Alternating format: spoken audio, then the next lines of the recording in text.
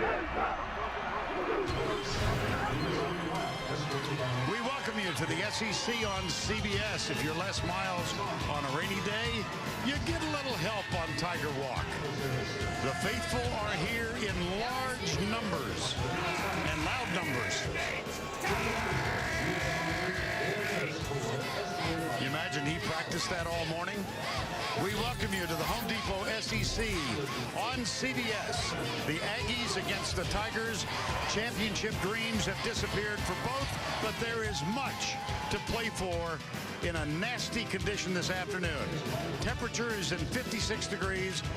We expect light rain to fall throughout the afternoon.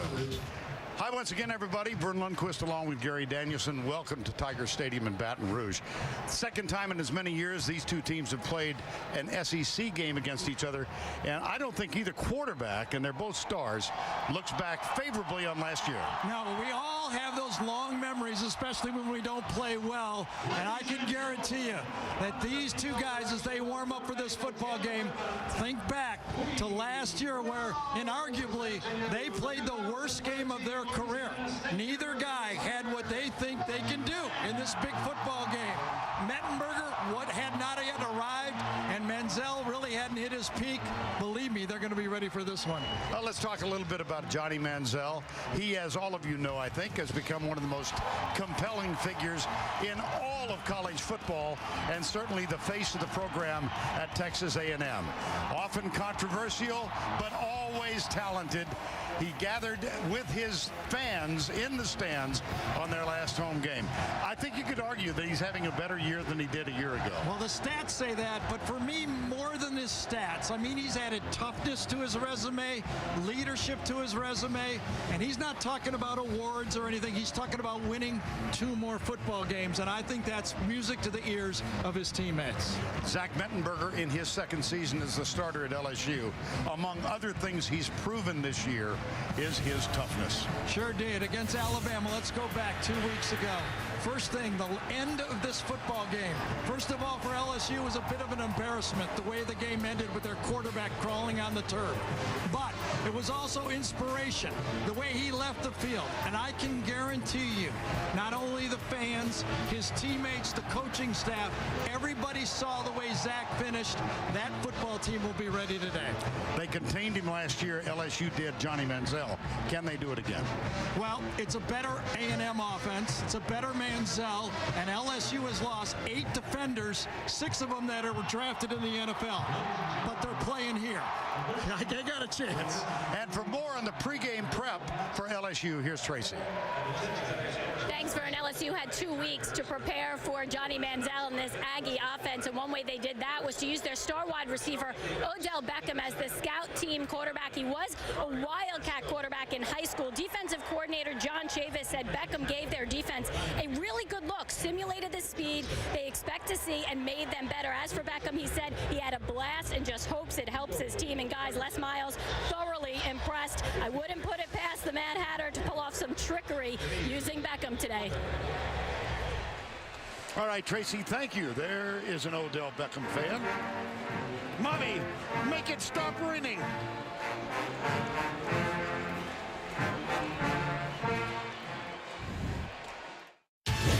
The Home Depot SEC on CBS is sponsored by Aflac.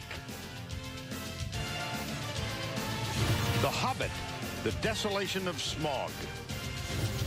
Liberty Mutual Insurance. And by AT&T.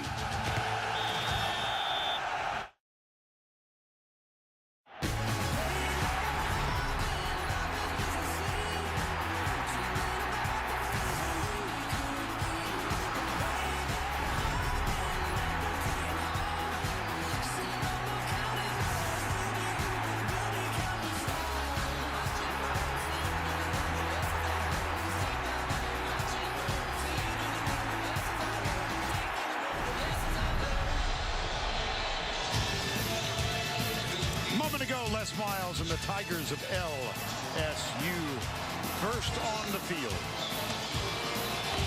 And behind them, under the leadership of Kevin Sumlin in his second season, the Aggies of Texas A&M. And the leader of the pack, Johnny Manziel, needs 76 yards today, total offense, to surpass 4,000 yards for a second consecutive season. As you can see, it's a little damp here. Let's go down to Tracy for an update on the weather. Oh, just a little bit damp, but I had a chance to speak with LSU's field manager, and he told me, first off, they have not played on this field in 27 days, so it is starting out strong to begin with. They've only received less than a half an inch of rain today.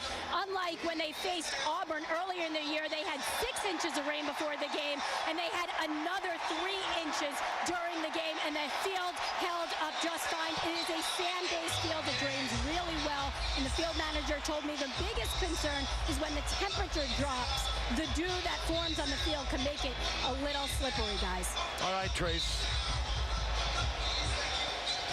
LSU leads the all-time series. Look at that second line. 16 straight years the teams met here. Dana Bible coached at both schools. Ended the 1916 season in LSU. He was 1-0-2. Then went to Texas A&M, where he had a brilliant career as a coach. Aggies won the toss. They elected to receive. Trey Williams, Ben Molina are deep. James Hairston will kick off.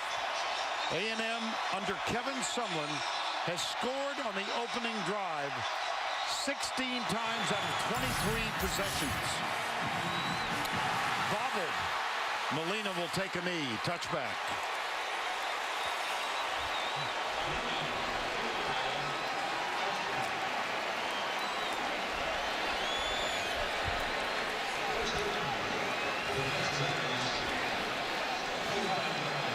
And it's time for the Chick-fil-A starting lineups. And the quarterback, Johnny Manziel. I watched every play of that game last year. He made a lot of good plays, but he was chased all over the field by the athletic defenders from LSU. That'll be the challenge today. Can they do it again for LSU? Empty backfield, 5 wide. Molina goes back to join Johnny Manziel. Snap is good. Molina, not so good. Offense for the Aggies. The Matthews brothers at left tackle and center. Oh boy, he has missed the last 2 games, but he's back in the lineup tonight. Manziel to throw, quick offense. Caught. Mike Evans gets out of bounds, appears to have enough for a first down. Rashard Robinson, number 21, with the stop. Yeah, this is a matchup that can bust any defense. The way he physically plays, he just threw Rashard Robinson away on that one. Just tossed them away. Evans with his 58th catch of the season. 1st and 10. Play action. Oh, dropped. Mike Evans. It is slick out there, and it's easier to throw the ball than it is to catch the ball. And Mike Evans is happy to see CBS and the cameras. I mean, when we have him on, whether it's us or the other guys at 3:30, he lights it up. 2nd down 10.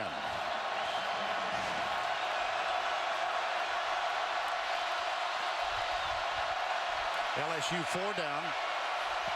They bring 5. Manziel escapes the first contact, heaves it deep. Incomplete. Mike Evans goes for it. Is there a flag? There is not. Boy, Mike Evans is really upset. He said, I'm 6'5". I could have leaned out there and caught that ball. He's matched up against Rashard Robinson, a true freshman. He thought he had an opportunity to catch that ball, and I'm not doubting that guy. 3rd and 10. Interesting call. Will it be called that way all game? Will they allow the LSU defensive backs to be physical?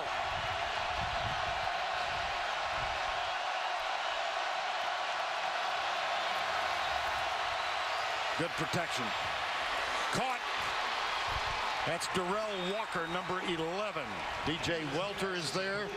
So is Jalen Mills, but it's a gain of 14. Well, there's two true freshman defensive backs on the field, and he matched up against both of them.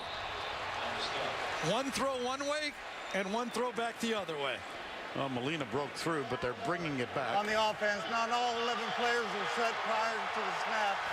Sometimes you 5-yard penalty, first down. You go too quick. Well, and besides, I was still talking. That's not. They're getting used to slow down here. First down, 15.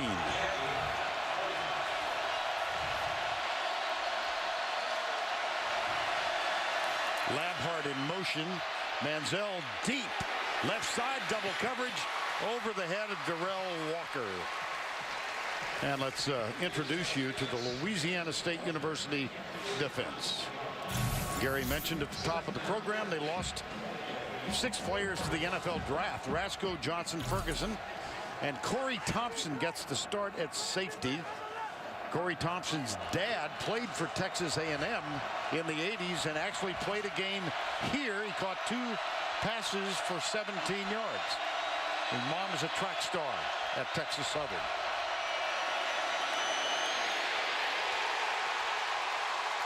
Manziel wrapped up. Lamine Barrow, number 18. DJ Welter, number 31. And really, that's the story of this LSU defense. When they're able to run, they redirect and run so fast. Those counter plays they ate up a year ago from Manziel. He did not have a great game rushing the ball against them. Third down, 15. They line up 3 defensive linemen. They usually rush at least 4 from this look, though. At the top of the screen is Evans, guarded by Rashard Robinson, number 21. Manziel down at the 46. It'll be 4th down.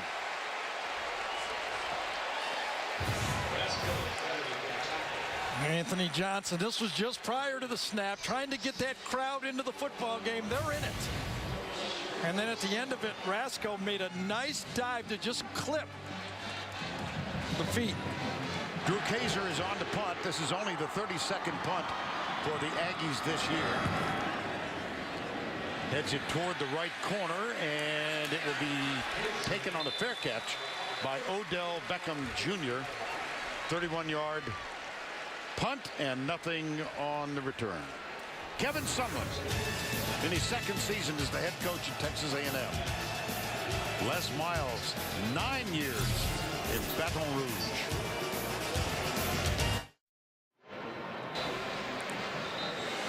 And we welcome you back to Baton Rouge and the Chick-fil-A starting lineups. The quarterback, Gary, Zach Mettenberger. Well, he's got it all. I mean, the toughness that we talked about at the end when he opened, an arm to die for, basically. And now an offense of system that fits what he likes to do. Collins, Alexander, Porter, Turner, Hawkins. Jeremy Hill might come down to his ability to run the football, opening up the play action. Hill had a big run in last year's game. Sophomore, number 33. Connor Neighbors is the fullback, leads the way around the left side, and Hill picks up 3 yards. Defensively now for the Aggies, Stansbury Golden, Robinson Obioha. Darren Claiborne, true freshman, gets the start, middle linebacker wearing number 48. 2nd and 8.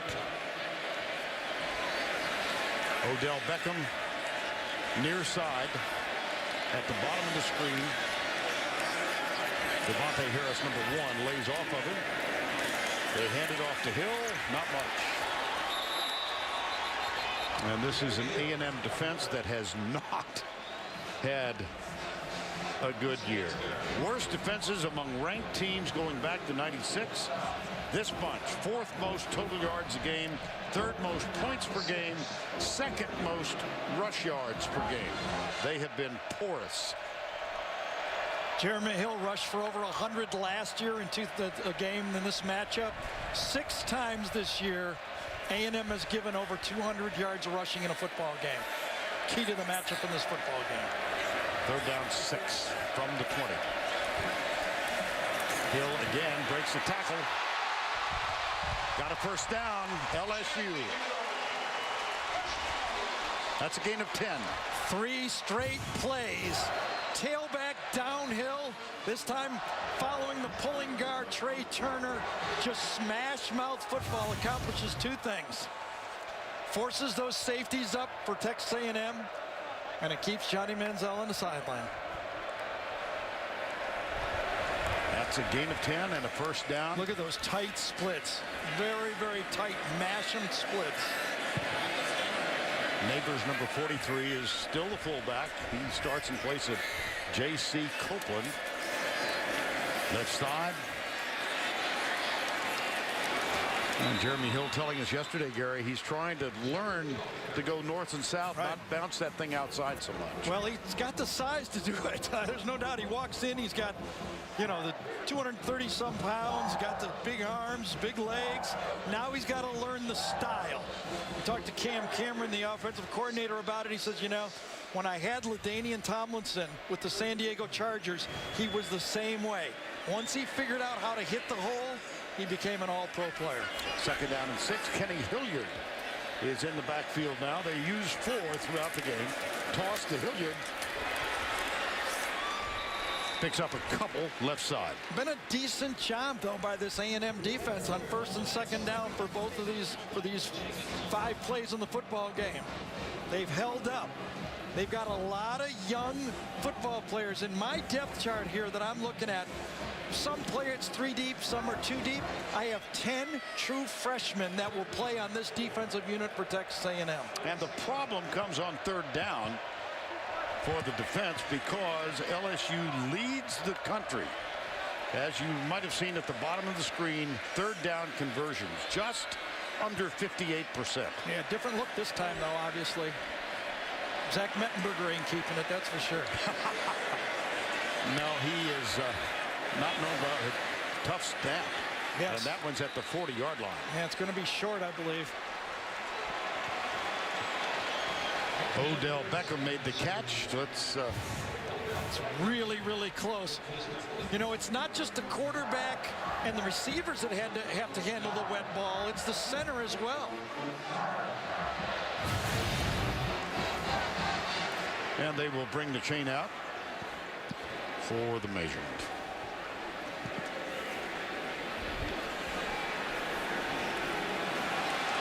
Smidgen.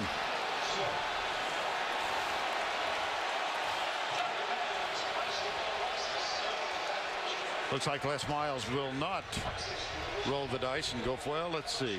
Yeah, they are. Why would he not? Well, You it's think still this is early in the dangerous? first football game. Be tough to give Manziel the ball right there, but we do know not to overlook anything here. That's right. Expect. Anthony Jennings is in the game. He could be the sneak quarterback. Backup quarterback. Connor Neighbors urging the crowd to be quiet. Alfred Blue is the running back. Look at this.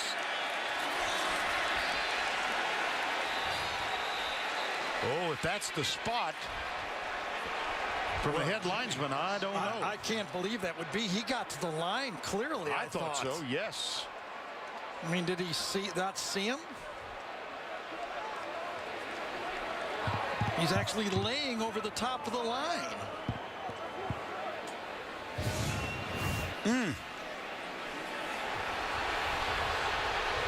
He lost him. The linesman lost him. This should be reviewed. The gray jerseys covered him up in the second push. He's out right over the top of the line. Now, we do know the down marker was on the line, so this is going to be short unless it's overturned by a replay, by a official.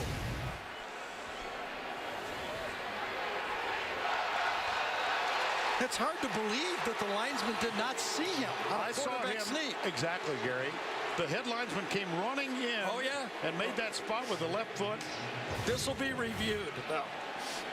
We're not going to get a good look on this one. Not from that angle. Nope. Let's see what we've got here. Oh, I mean, I mean, just see what's clearly he got it over the line there.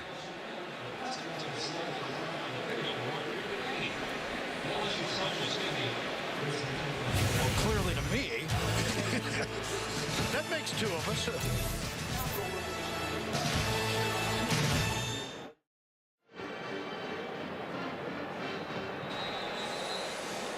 And let's take one more look at that fourth down plunge by Anthony Jennings, number 10.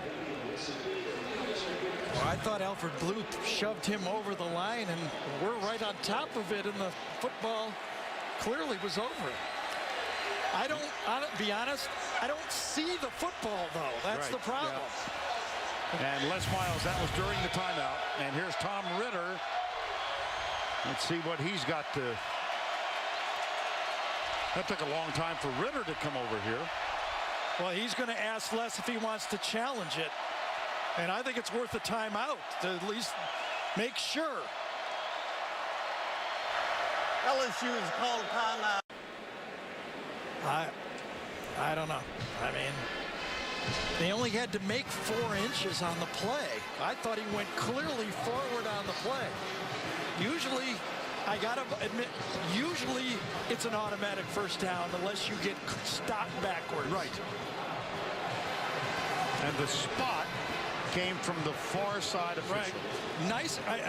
Nice job by A&M. Not arguing that. I mean, they penetrated well. That's all you can do. But I got to say, in my experience, usually if it's not obvious that you don't drop the snap, you get the benefit of the doubt. Almost like the phantom tag at second base in baseball.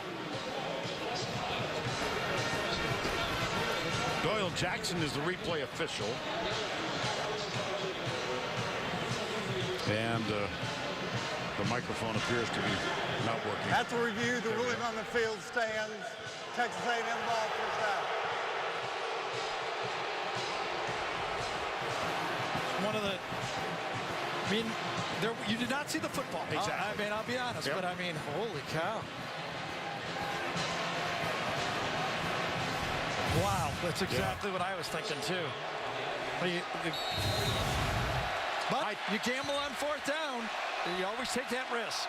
I think he was reacting to the replay on the scoreboard here in the stadium. Oh, yeah. Quarterback was clearly, his shoulders were over the line. Oh, well. A&M ball. Manziel with a lot of time. Deep right side. Evans appeared to be out of bounds. How about that new matchup that is being challenged by John Chavis and LSU? They're going with a taller Rashad Robinson. He's 6'1", great size. Obviously, as I've said, a true freshman. He and Tre'Davious White, 2 true freshmen on the field, playing the 2 wide field corners. Second down, 10 from the 39.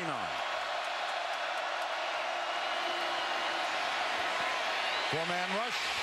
Manziel. Head down. DJ Welter, number 31. Well, John Chavis was sharing his opinion yesterday with us that Mike Evans is a physical wide receiver. Well, he is. He uses his hands. He establishes himself early in the football game that he is going to be physical on every throw, and he challenges the officials to call offensive pass interference. From the 35, 3rd and 6. 2 wide, 2 left. Wide left and wide right.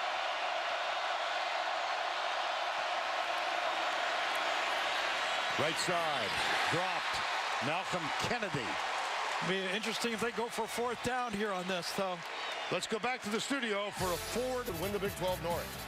Back to you, Herb. Watch the fake. They got a receiver. Widen out a little bit, guys, with your camera. There's a receiver towards the sideline. Yeah, they had a trick formation right there in LSU. That is their first time out of this half. That was Evans, wide right. Nice job by LSU receiving. See, there's not a wing. There's only 9 people there. 8 people there. 9, 10, and the last guy at the top right there. LSU sees it, sniffs it out, but I'm not so sure that A&M still might not go for this on 4th down.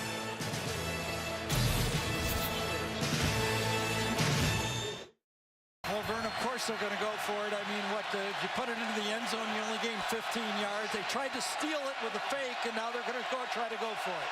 Manziel is only 2 of 7 throwing the ball. Had a couple of drops.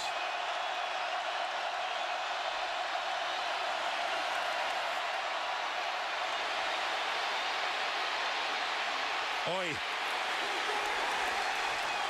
Great coverage. Pass rush. Yep. Yeah, pass rush that went past Manziel, but one of the coaching points and themes all week was if you go past the quarterback, peel back. You're going to get another shot at him. And they did on that one. Man-to-man coverage. Everybody, grab a man, do your job. And everybody did their job. No place to throw. He looked for Evans. Evans was actually double covered because of the freeing up linebacker in the middle. And then the pass rush peels back and clamps down and makes the stop. How about that? 2 fourth down plays already. Yeah. It was Daniil Hunter, number 94, who got him from behind. Now first down 10. In a scoreless game, Jarvis Landry joins Odell Beckham Jr. Mettenberger settles for the short one, and Jeremy Hill drops the football.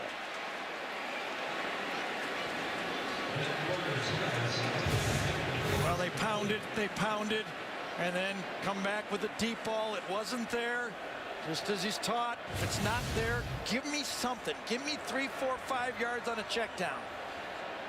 You know, you like to call those deep balls and then not have 2nd and 10. Ended up being 2nd and 10.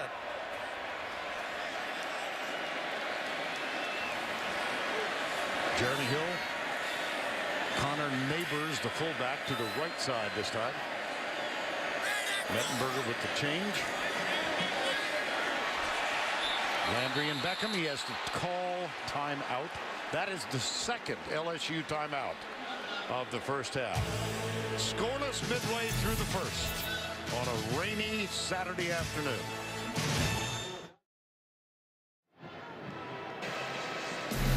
See more of today's game with the all-22 camera angle exclusively on CBSSports.com.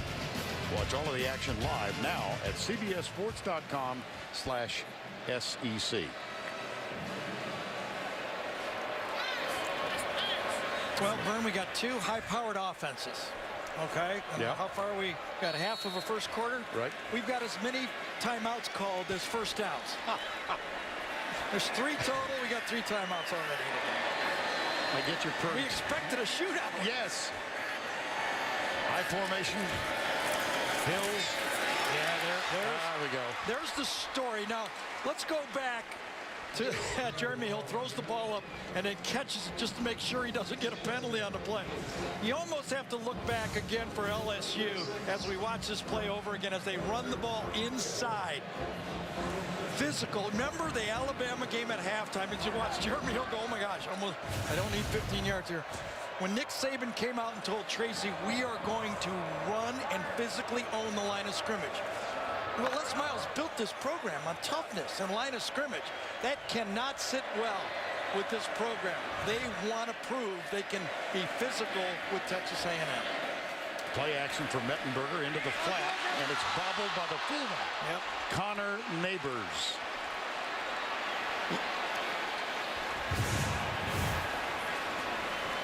You know, that's one of those throws as a quarterback that even though it's catchable, Yep. you somewhat blame yourself. Fullbacks are not known as great receivers. You got to put that ball on the body that time and make it an easy catch. And that will bring on the Australian punter. That seems to be what we say each year for LSU. Brad Wing, succeeded by Jamie Keene. This will be his 29th punt of the year. Return is on all the way. Devontae Harris. Oh, they bumped it. And there's the flag. James Wright, number 82. And now Les is going to amble down and have a discussion with the officials. Clearly a fair catch signal. Kick catch interference. Number 82, the kicking team. That's 15 yards. First down. I wonder, Les was trying to sell that his defender was pushed into the fair catch.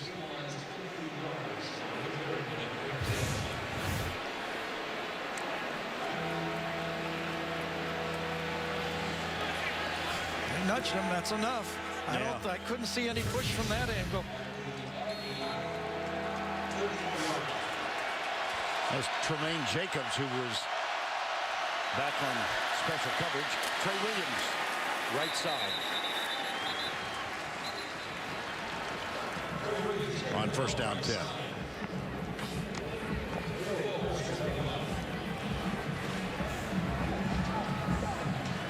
Second down 8.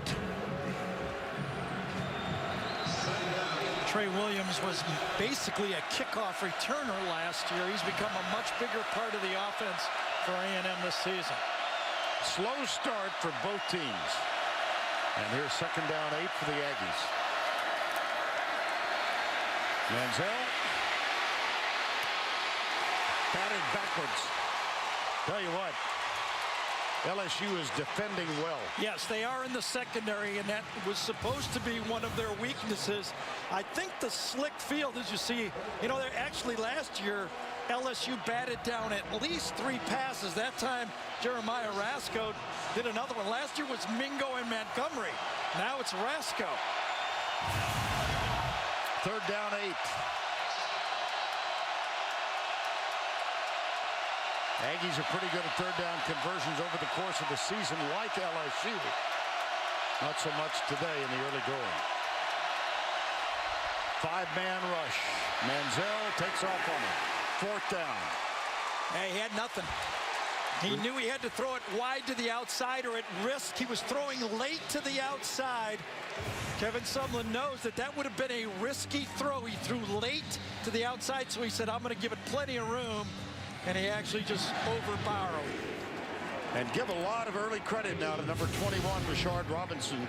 He has manned up against Mike Evans on almost every play. Wow, he just Odell Beckham from the 15.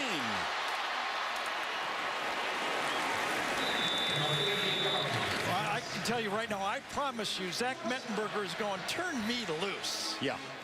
Okay, we've tried this. We know we can pound it. I believe you, Coach. But turn me loose on this secondary for A&M. Give me a shot at it. Now we chatted with Mark Snyder, the defensive coordinator at Texas A&M. Said last night that he recognizes all these plays that Les Miles runs because they're all old Bo Schembechler plays. Right, and Mark Snyder was an old Midwest guy. He's an Ohio State guy. He learned his coaching from those days. Yeah, I got to believe we're going to pretty soon say, okay, listen, we believe we can run it, but we want to show we can pass it too. This is Terrence McGee, the third, fourth running back used. As a matter of fact, we've seen Hilliard, Blue, and now McGee. It is a delicate balance for Les Miles. I think A&M is much more comfortable in a shootout. I think, LSU says, we would like to get through this first quarter, shut them out, establish our physical offense, and go from there. But I promise you, number 8 is already lobbying for a few more throws. Neighbors the fullback, McGee is the I-back. It's 2nd and 5. Terrence McGee up the middle, cuts left. Whoa. He's on the loose. He's got Landry to help him block. Landry doesn't see the guy coming from behind, and the tackle is made. Well, Gary, so much for throwing the ball.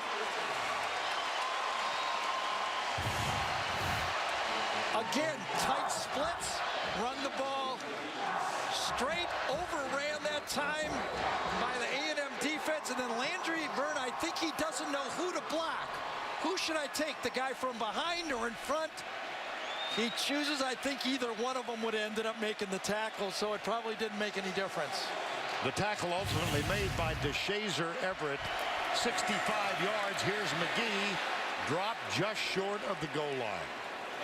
And a sensational block by Connor Neighbors to get McGee through that opening on the previous play. Everett again with a tackle, number 29. Second down goal. LSU, one of the few teams that uses that short pitch in short yardage and goal line situations. Seems risky, but they have confidence in it. Again. McGee. I don't think so.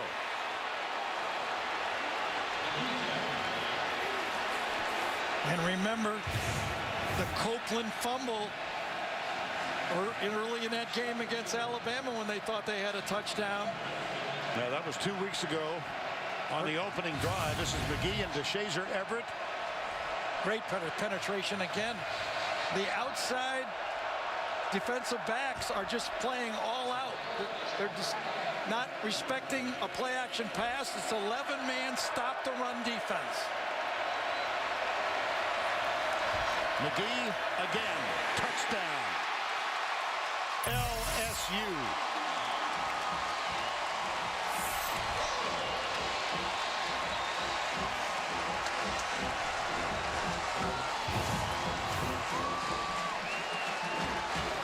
It was again nice block by Connor Neighbors. Vern told you about it on the play on the long run. Neighbors does it again. Block down, and you know, 3 decent stops by the A&M defense, but just enough to score on the third one. Colby Delahousse is on for the extra point. McGee, a 65-yard run, his longest of the season by 13 yards. There's the extra point, up and good. Another look at the run by Terrence McGee. Well, it was a great cutback by McGee. A&M offense overran it a bit. Good block by the lead back, which you have to do in this offense. Gets it down near the goal line and takes them 3 plays to punch it right in. Les Miles. That's a little better.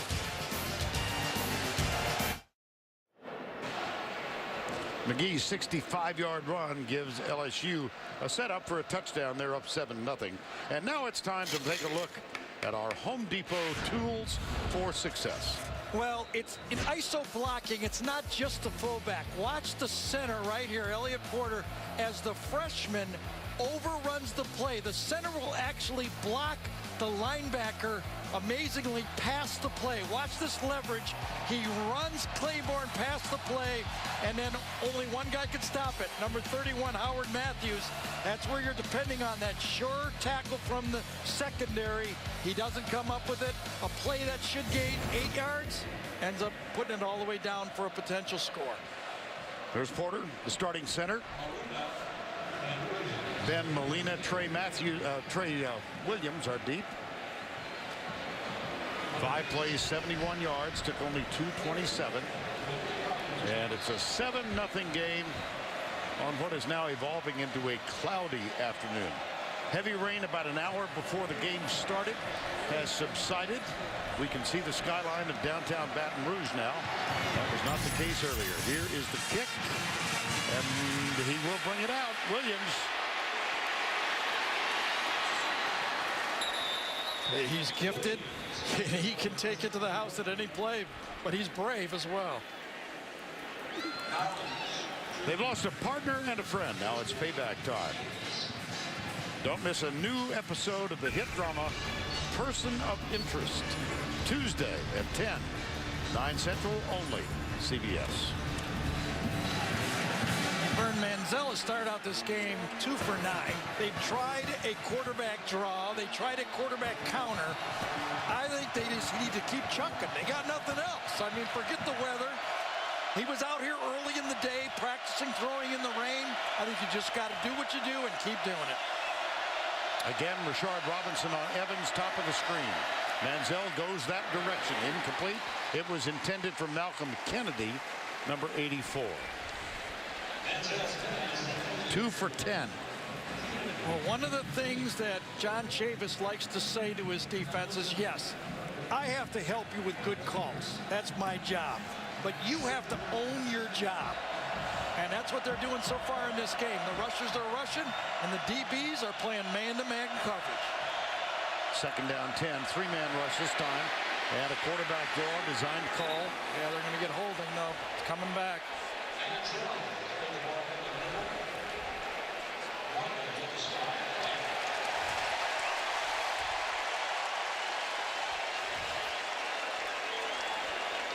Last year against LSU, most interceptions, 3 in a game.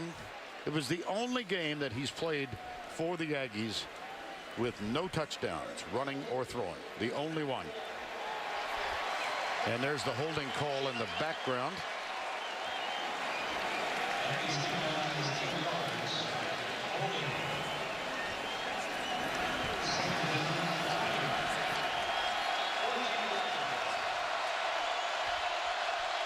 Second down, 20. Call was on Jarvis Harrison, the left guard, number 51.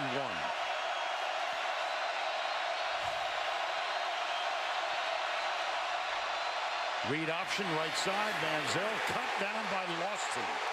Craig Lawson, number 6, one of the few seniors on the field for LSU's defense. Craig Lawson almost signed at Texas A&M coming out of high school, and he stayed for his senior year. He's one of those great safety tacklers. It was Eric Reed, Craig Stoltz, and A-half safeties that can tackle, and he did a good job on that one. 3rd and 17. More 4-man line than I thought, to tell you the truth, on defense. Manziel, deep right side, got a man open. It's Evans, and there's a misconnect. He was 2 yards open. Yeah, if he keeps that one on the football field, they have a touchdown. Let's see how he gets open.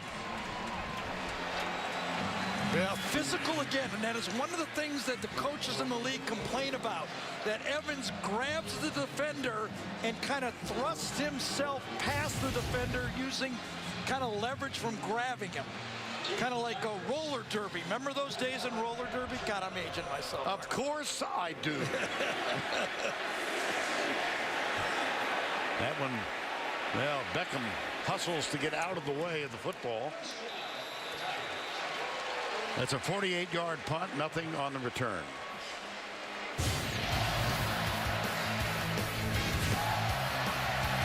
This is Evans earlier. See him shove off.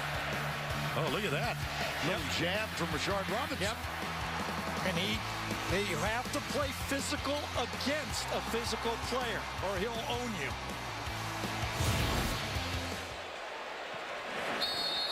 First down 10. It's the way he kind of grabs him very smartly and just kind of pulls him by. 1:28 to go. Don't know if the Aggies will get it back in the first quarter or not. They've gained 500 yards of offense in 9 straight games. They're way away from that now. Dylan Gordon, the tight end. Only his 5th catch of the season.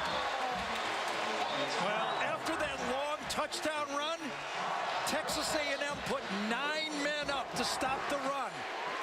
And a beautiful play-action pass to hit the tight end. Look, there's 9 guys right there. They're going to play the run. You get the bootleg, and he's wide open. Great throw, great catch with a slippery ball, and another big play. That's a beautiful catch with a wet, slippery day. From the 29, it's Jeremy Hill. Goes left. That's 2 tackles missed. Finally, the 3rd man there makes the stop. Isaiah Golden and Floyd Raven. Well, this is starting to remind me of the game plan that LSU used against Florida. They just said, we are not going to have a team that bragged about being tougher than us all offseason. We're going to show it. And then Alabama said we were going to win the line of scrimmage. And now they come into this game, and no doubt in my mind, Les Miles went up to his football team and said, nobody is tougher than us. Final 15 seconds, first quarter, and timeout called by LSU. How about that? Another busted formation, and I'll tell you, Jarvis Landry was upset with the signals coming in. He had the wrong play. LSU, no timeouts left.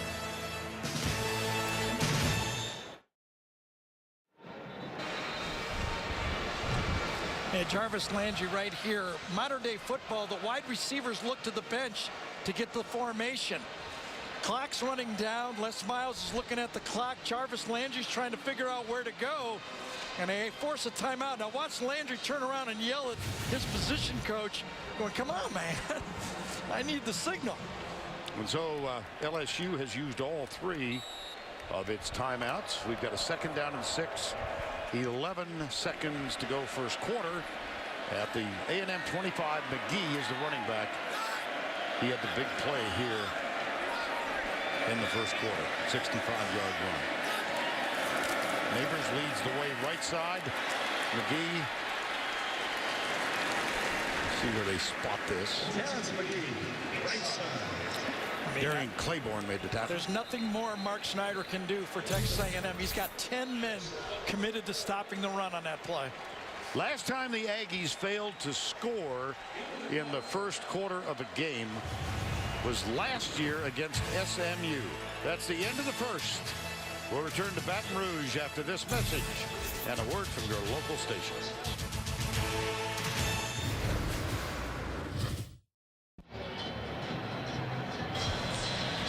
We welcome you back to Tiger Stadium, Baton Rouge. A low-scoring game. I mean, really low. 7-0. Are you as surprised as I am? Well, a little bit. Yeah, I mean, I think the game plan has kind of evolved the way LSU wants it right now. Obviously, Manziel off to a slow start, but LSU has run the ball even maybe better than they thought. I mean, they've hit big plays. They have not given up on it, and it's also opened up the play-action pass game that they were hoping to do. So far, everything has gone LSU's way. Their defense is making plays. They're rushing Manziel. The defensive backs are making plays, and he's missing when he has opportunities. 3rd down 1. Opening play, second quarter. Connor Neighbors signals to McGee, who is behind him, and they break into the secondary. A first down for the Tigers. Well, last time on 4th and inches, they didn't make it. But this time on 3rd down, they go with the ISO. I mean, this is, you know, all of these coaches end up being who they coached under. You know, I mean, when you look at Les Miles, he was a Bo protege. When you look at Kevin Sumlin, he was Joe Tiller, Mike Price, you know, different type of people and how they design their offenses. But it's been right up the middle, just like that graphic showed you. High formation again. McGee still on the field as a running back. Mettenberger low, but caught by Odell Beckham Jr. Yeah. Again, 10 men inside, off coverage to the outside. This might have been a running play with just an option for Mettenberger to throw it if he wanted to. Not a pretty throw. I don't even know if he got it. Did that scrape against the ground? I know he caught it the first time. Let's see if this one gets reviewed.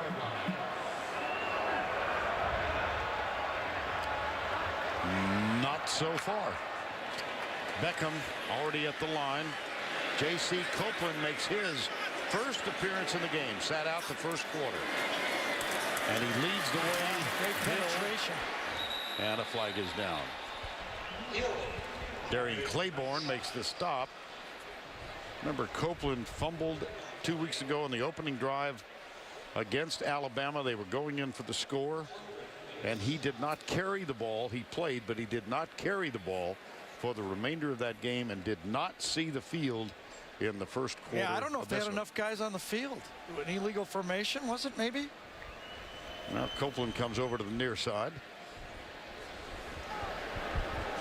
Illegal formation, 5 players in the backfield. That penalty is declined. 3rd down. Well, so they were lined up too far back again. One of those either offensive tackles or too many players, too many wingbacks back there. 3rd down 6. Odell Beckham needs to be on the line of scrimmage, I assume. That's the guy who was back. Toss, Hill. Now we're back alive.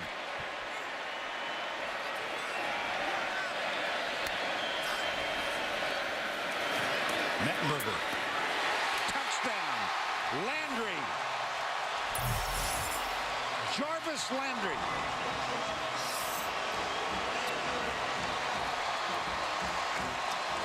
Ninth touchdown receiving for Landry. He and Beckham comprise one of the best receiving tandems in all of college football. Boy, that was pretty. I mean, it's different. It's not wide open. It's not spread. But it sure is effective, isn't it, when you can run the football? Colby Delahousse on for the extra point. Seth Fruget will hold. Reed Ferguson snaps it back. It is bobbled and somehow, That's the shortest one you'll ever see. It went over the bar and stopped 1 yard behind the crossbar. Fruget did a nice job of grabbing the bad snap. Wow. It was bobbled. Well, first of all, he bobbled it, yeah. And actually, the defender slid by. Yeah. Of course. So far, it's our day. Pretty easy read for Zach Mettenberger right here. He reads the inside linebacker. If he goes with the tight end, he's going to go to his second receiver. Watch this. Inside linebacker goes, go to the number 2 guy, wide open. Beautiful read, very nicely designed play. Go against a true freshman right there in Noel Ellis. Nice try. Back to Vernon Gary. Oh, my goodness. Oh, my goodness. Let's go back and take a look at the extra point again. Well, it was a great athletic play here. Ball is bobbled. Stay with it, stay with it. But watch, DeShazer Everett actually dives past the ball. It goes behind him, kind of off his hip, and just barely clears the crossbar. And Delahousse did a great job. Yes, very athletic. My very goodness. Now, Fruget is still shaking his head. You bet. Well deserved. And I have never seen a more enthusiastic reaction for an extra point than that given by Les Miles. You have to believe the way Manziel has competed in the past that every point is valuable. Yes. And Manziel off to a terrible start. He's 2 for 11 for 22 yards. Here comes the kick. That's a rather unusual kickoff formation, and it bounces. Oh, he should have let it go. Yes. Let it go. Well, you never, I mean, it's a free ball, and you're going, I can't. If I let it go and it doesn't go out of bounds, I'm a dope, basically. So you play it safe, and you get the ball on the 8-yard line. Obviously, we all thought it would go out of bounds. He wasn't so sure. And there is a flag down at the 25. After the play was over, we had unsportsmanlike conduct. Number 9, under 50, number 59 against LSU. Those penalties offset. The ball will be put in play at the 8-yard line. Nate Askew, defensive back for A&M, and Jermario Rasco. First down 10, Aggies down by 14. Early moments of the second quarter. The only thing that you got to say about Manziel now is he's got the wind to his back. Yeah. And there is no rain for the moment. Jalen Mills has now drawn the assignment on Evans. Manziel looks left side. He's got a man wide open. It's Darrell Walker. That's his 3rd completion in the game. Tre'Davious White, number 16. And with that one pass completion, Manziel surpasses the number of yards, 4 of which he had accounted. That was a 24-yard gain from the 31.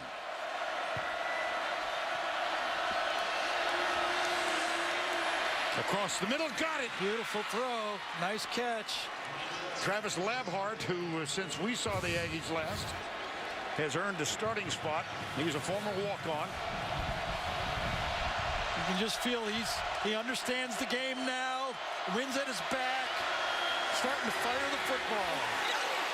Good, no good, flag down. Well, now everybody's going to wonder is who threw who out of bounds here. Will it be on Mike Evans? Will it be on Rashard Robinson? Physical game to the outside. Oh, it's on. It's going to. Well, at the end it was on Evans. At the beginning it was on Rashard Robinson. Pass interference, number 21 defense. It's a 15-yard penalty and automatic first down. That's Robinson. I think you're just going to have to live with some of those if you're LSU. I mean, there's no way backing away. Evans is going to play like that the whole game.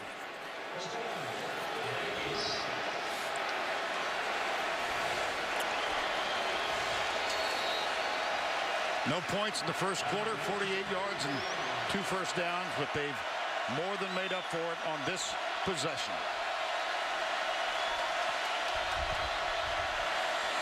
Manziel. Good block. Missed tackle.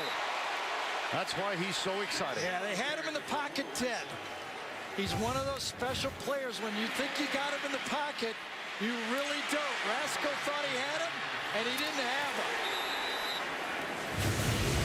That was Cameron Clear, number 85, the tight end, who had the block that allowed Manziel to pick up 6 or 7 more yards. Imagine how frustrating that is to beat your guy up front.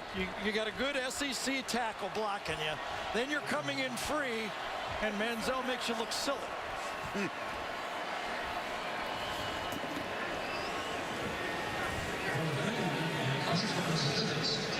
That's why you never can get comfortable. Every point is every point's going to count in this football game. You have to believe that. 13, there's the measurement, first down. 13 consecutive games for the Aggies scoring in excess of 40 points. They're scoreless so far, but you just have a feeling it's got to happen. We just saw a game a week ago, 20-point lead with 10 minutes to go, the way it ended. The prayer, Jordan Hare, I saw somebody. That's a good one. First down, 10. No help at the bottom of the screen. Freshman against drafted player Mike Evans. Going to be an NFL star.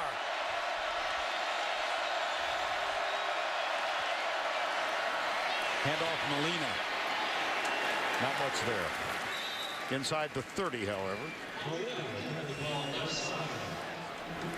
Daniil Hunter and Craig Lawson with the tackle. Manziel 4 for 13 now. Started off. Yeah, it doesn't matter anymore now. He's in his groove. It's like Mickey Mantle struck out twice the first 2 times. Who cares? Very well stated. Manziel. Oh, Ego Ferguson got there a little late. That was Anthony Johnson, number 90, with the tackle. Flushed, but still redirected. That's one of the things that have been sold by LSU to their pass rushers. If you go by them, come back and get them. You'll get another shot at them. Just keep running. Third down, 7 at the 29. Aggies trail by 14. Mike Matthews will snap it back. 4-man rush again. Manziel pulls up, lets it go. Caught by Darrell Walker at the 21-yard line. Very interesting talking to John Chavis and what he was telling his defensive players, that they want to force Manziel to his left. But I have to say, what I've watched Manziel, I don't think I've ever seen anybody better at stopping when he goes to his left and making that sidearm throw. First down, 10. 10-20 to go. First down. This time it's Mills on Evans, who is in the slot, lower part of the screen. Here he goes. Taken down roughly at the 8-yard line. And Malcolm Kennedy is injured. I couldn't tell if Manziel was attempting a slide there or not. Doesn't look like it, did it? Didn't look like it. And it was Malcolm Kennedy's left knee that got kind of buckled in the middle of that tackle. Kind of slid right into Kennedy himself, didn't Manziel? Yes, he did. Kennedy, who was one of the stars in that signature win a year ago at Alabama for the Aggies. Manziel kind of runs out of space here, and he's got Malcolm Kennedy right in front of him, and the two collide. A little bit of a shove by Corey Thompson also caused that collision from behind between Manziel and Johnson. Time has been taken on Malcolm the field. Kennedy. Yep. Sorry.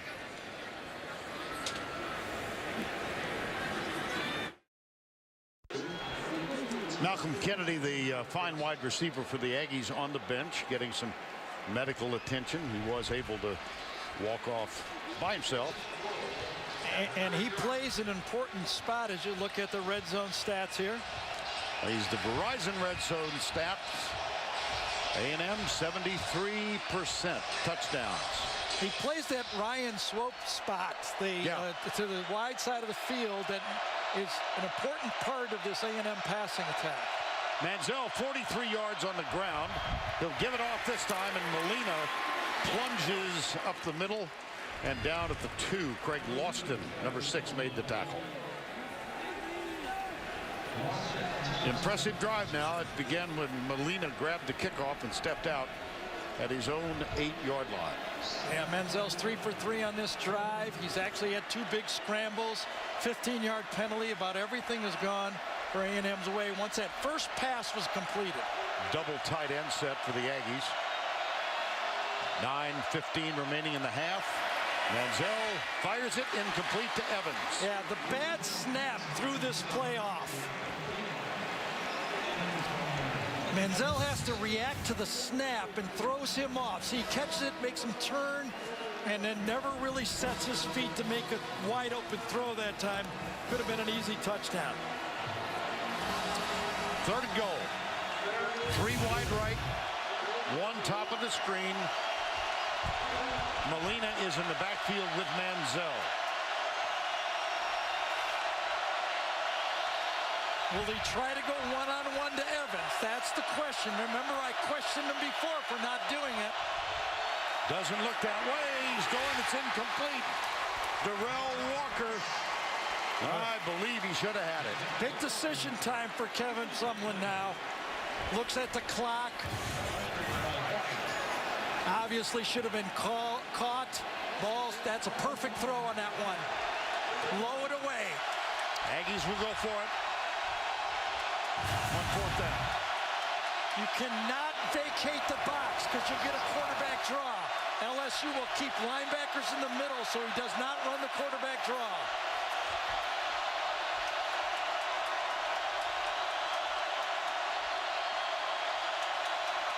Low snap. Manziel retreats, chased, heaves it up. Incomplete. DJ Welker, number 31, with the pressure on Johnny Manziel.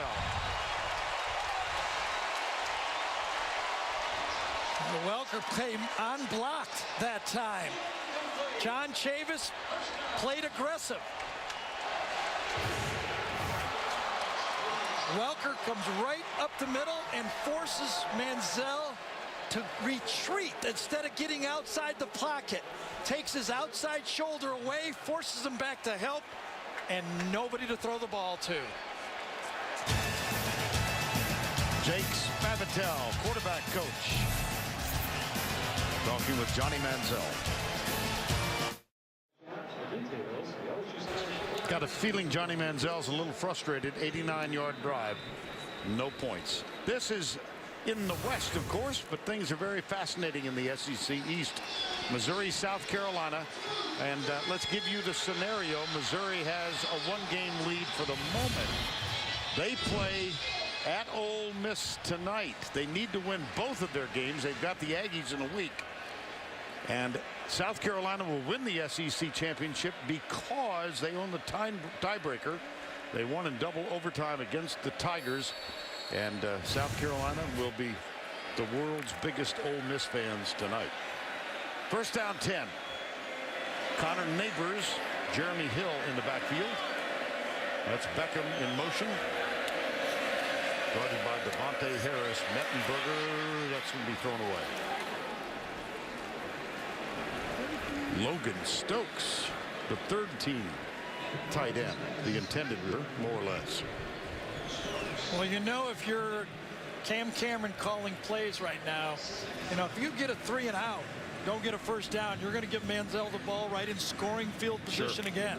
And as frustrating as that last, as you look at Cam right there in the middle calling the plays right there, he understands that you can stop him a few times, but you ain't going to stop him all game. Hill, the deep back, he follows Neighbors to the right side, but not for very far. And a big third down coming up now. That was Gavin Stansbury, number 72, who made the stop. 3rd and 9.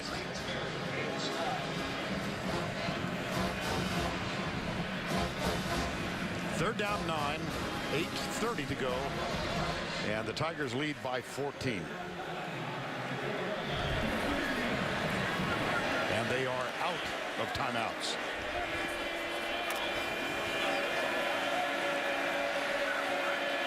Third down 9, break the huddle, hustle, keep it on the ground. Hill breaks the tackle. First down. I don't think so. No, he's not. I'm sorry. I don't think so. He's short. It looked like he had enough space to get the first down, but when he bounced it outside, he did not go north and south enough. Goes wide. Now cut it up. And he got pulled from behind that time. That was the play by Obiaha that time, wasn't it? Julian Obiaha, yes. 95. That's a good 3 and out for that A&M defense. Just short of the 4th. Jamie Keene on to punt from the end zone. Devontae Harris hustles back.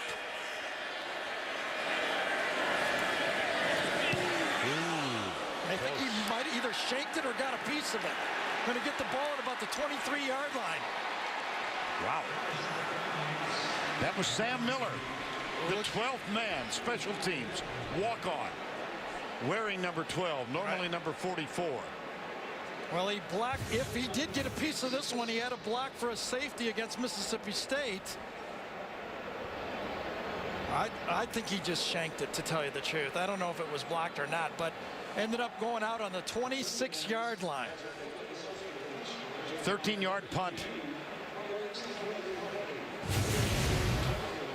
Sam Miller, walk-on special teams player. Time called.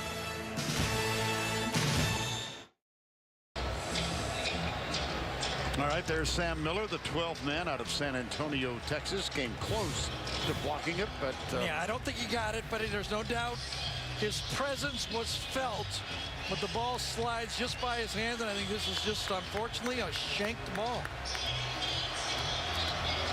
And as a result of a 13-yard punt, Manziel, there's Miller. He's worn that number 12 for the 11th consecutive week. That's a tradition started by Jackie Sherrill back in the 80s when he was the Aggie coach. Here's Manziel. No help on Evans at all at the bottom of the screen. Rashard Robinson has the defensive assignment. Manziel from behind. Daniil Hunter. Huge play. Well, Daniil Hunter got the sack, but Mike Evans is not going to understand why he's not getting the football to the outside here. He's open again. I didn't understand it when it was near the goal line why he didn't throw to him. And I don't quite get it. Man-to-man coverage, your big receiver, no safety on that half of the field. Why you just don't chuck one up in the air. Malcolm Kennedy back on the field. Tracy Wolfson reporting that it was a neck injury, not a knee injury. So there he is in the slot. Tipped. It'll be third down. Darrell Walker, the intended receiver.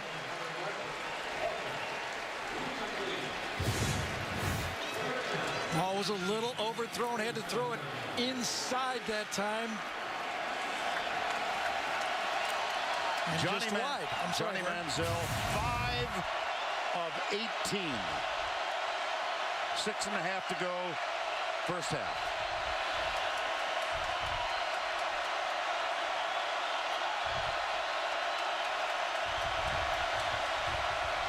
Rush from the corner. Manziel heaves it. Darrell Walker makes the reception. It's going to be 4th and about 4 or 5, 6 yards here, but again, going to his left. Dwayne Thomas is chasing him. Watch him stop and throw that ball going to his left. Either way he scrambles, he's a weapon. They have brought the field goal unit on. This will be a 42-yard. And by the way, Connor McQueen is a new holder. There's the effort from Lambeau. Good. He's now 7 of 8 for the season, having replaced Taylor Bertolette in the middle of the year. 6 minutes to go, first half. Aggies on the board.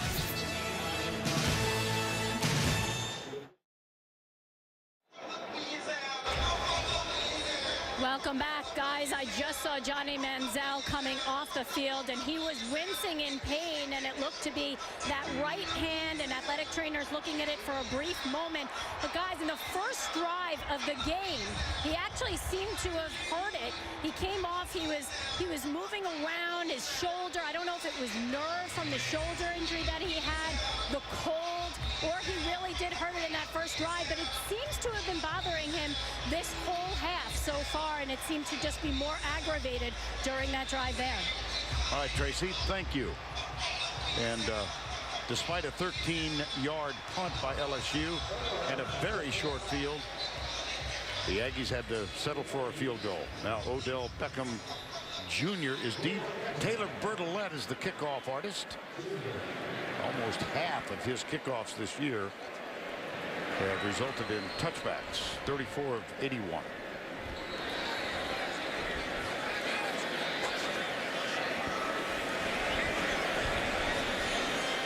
See if he can reach the Aggie band tuba section. Well, He's got the wind behind him. Yeah, they're poised for it. They're ready. Beckham Jr., an exciting return specialist. Vern, usually at this time of the game, since LSU is getting the ball to start the second half, I always point out that it's a big series for the defense to get a stop here. But for A&M, if your offense and you're Mettenberger, you get a score here, you get the ball score again, you might put Manziel out of reach. So I think it's a huge series for the LSU offense here. Short kickoff. Beckham coming left and tackled at the 25. Yeah, the flag is down.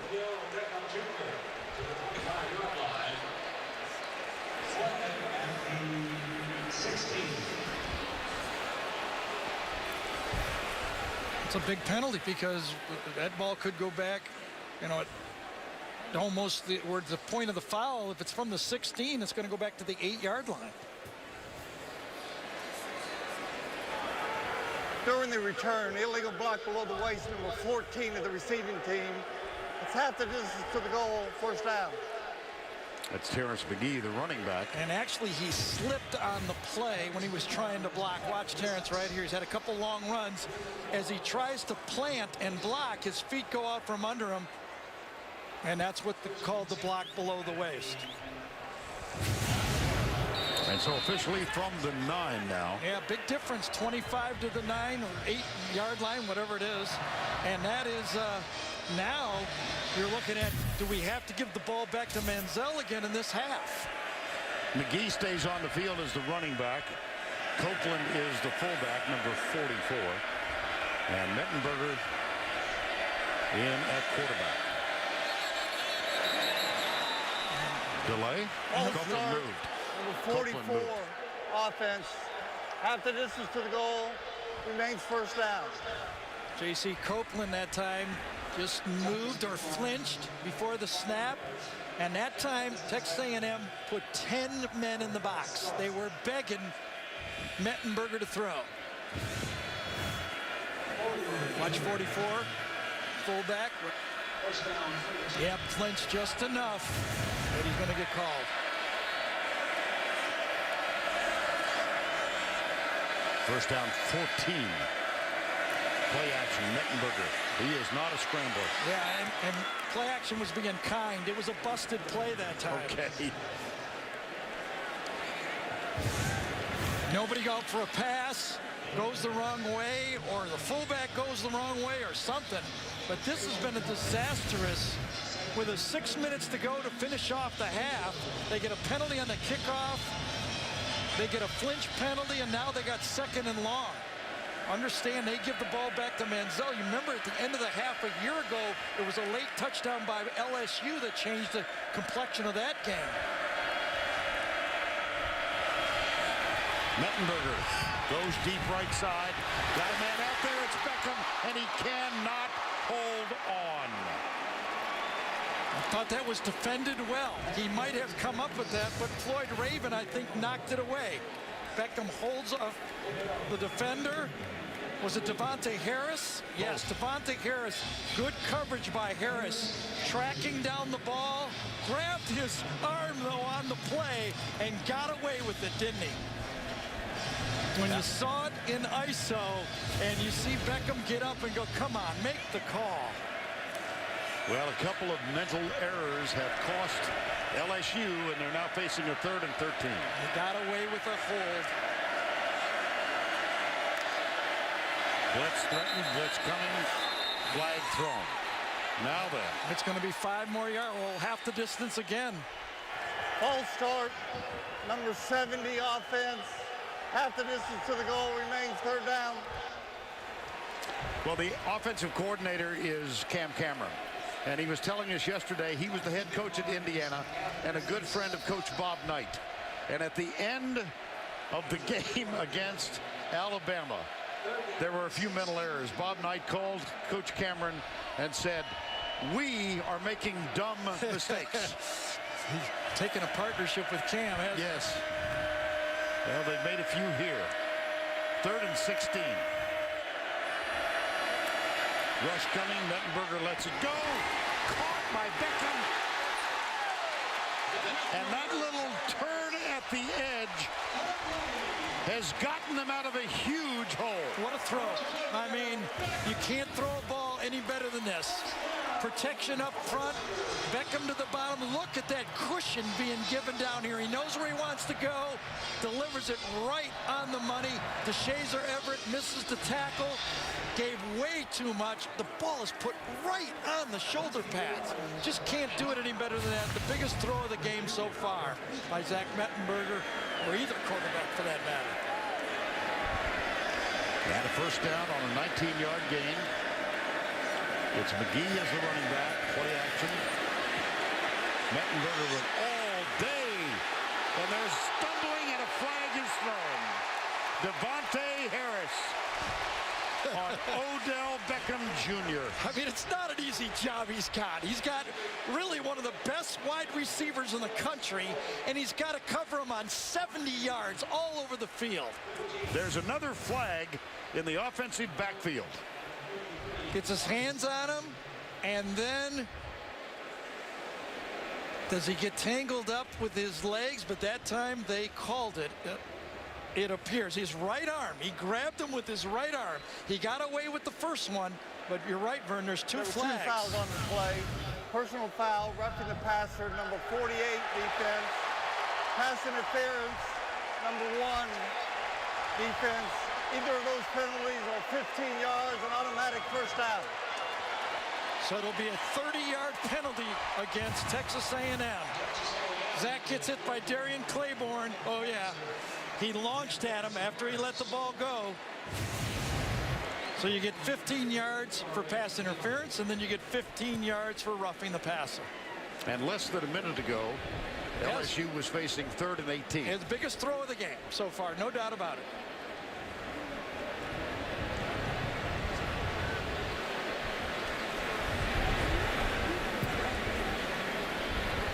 Well, let's see. They've marked only the one 15-yard penalty. 15 yards, not back-to-back. So the 15-yard penalty, I didn't hear Tom Ritter say either of these penalties. I thought he said both. Yeah. 1st down 10. McGee. McGee's been a little more effective than Jeremy Hill, hasn't he, running between the tackles? He had that one big run, but he does seem more committed downhill. Connor Neighbors now doing his job, played a good physical football game, leading the way. Copeland has been kind of the backup. He used to be the main guy. Neighbors number 43, and here is Beckham coming to the near side.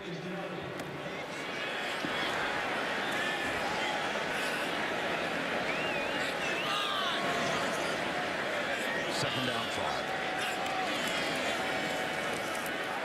McGee. Whoops.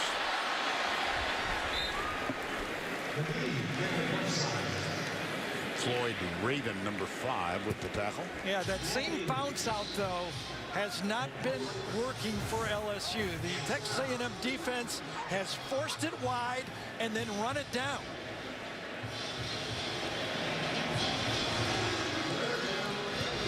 Well, the last third down play, a great throw, but DeShazer Everett missed the tackle on Beckham.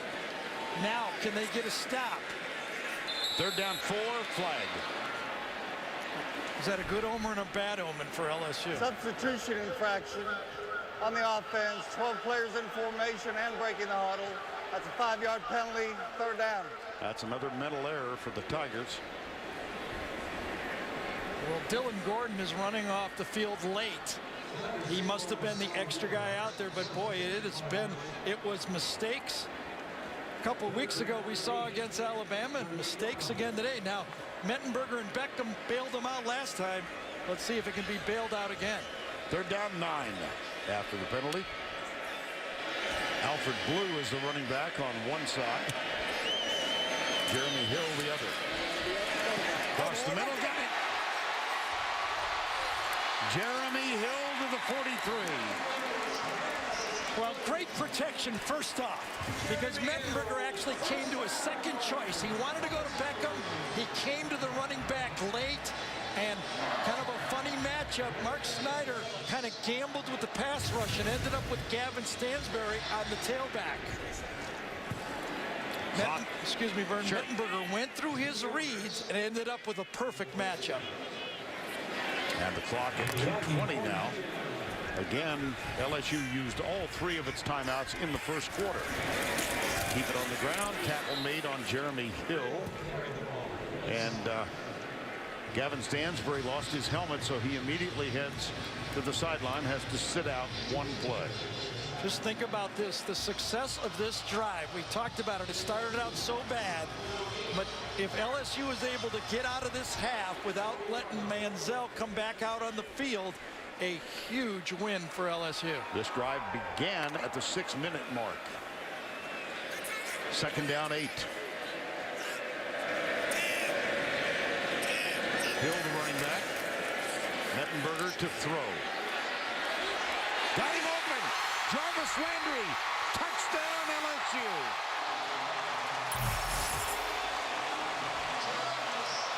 With the catch, he goes across 1,000 yards, joining Beckham. 2 1,000-yard receivers for LSU. Well, the running game is paying off, and the play-action pass. I mean, we're watching basically 1970 football here. I mean, this is the way it was done by Cam Cameron, Les Miles, Bo Schembechler. This is the same offense that Mark Snyder was warned about. What a beautiful wheeled route by Jarvis Landry.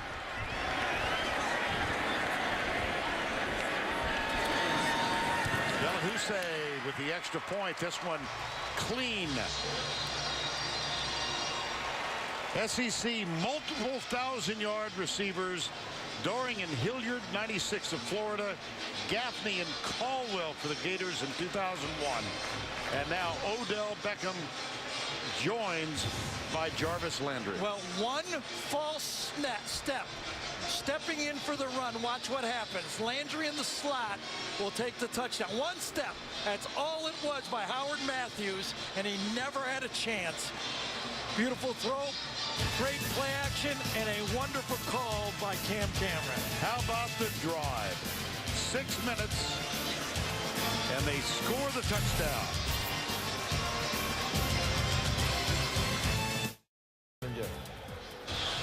right, Timmy. We all remember when Ron Zook was the head coach at Florida, having surpassed, or succeeded rather, Steve Spurrier.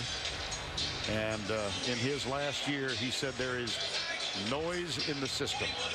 Woo. Boy. I remember when Will Muschamp was at LSU and he told the story that Nick Saban had scheduled Georgia Southern, okay, the same team, and they ran the wishbone, and Will went up to Nick and said, "Have you seen this team?" Nick watched it for 5 minutes, walked in the athletic director's office and said, "We ain't playing these guys." I do remember that. Yes. Well, Will Muschamp, a friend of all of ours, and going through a very tough time in Gainesville right now. He served here under Saban as his defensive coordinator. Ultimately wound up with Mac Brown at Texas. That didn't work out. And now his team losing to Georgia Southern.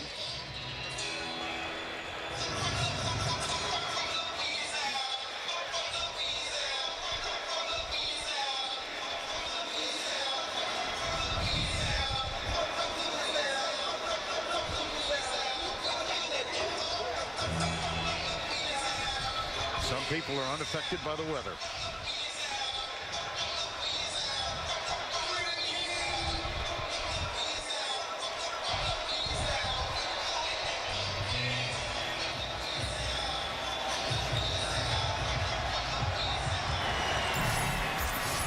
Hairston with the kickoff. Trey Williams with the tackle.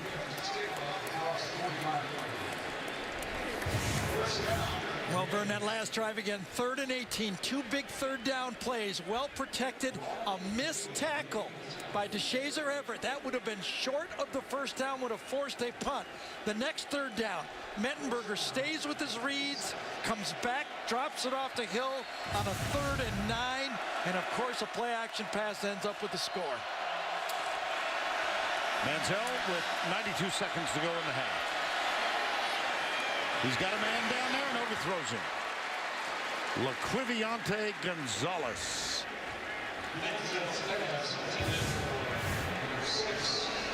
Well, there's no easing up here, is there, by LSU. They are continuing to play aggressive defense and man-to-man coverages. 2nd down 10. Manziel now 6 of 20. Kind of a low snap. Manziel lobs it across the middle to the aforementioned LaQuiviante Gonzalez, and he is out of bounds with the first down.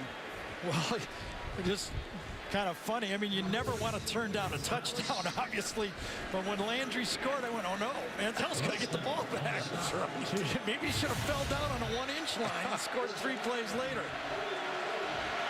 And you know Johnny Manziel loves these 2-minute drills. Comes the rush from the corner. This one. Oh, yeah. Oh, boy. Cuts right in for the score. No flags. Touchdown, A&M. I tell you, John Chavis played man-to-man to the outside. That's a true freshman, Tre'Davious White. He has no help. There is no safety behind him. Slips on the play, and he's gone. There's nobody behind to help.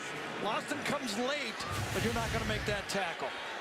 That's why I was kind of laughing about that touchdown. You gave him time.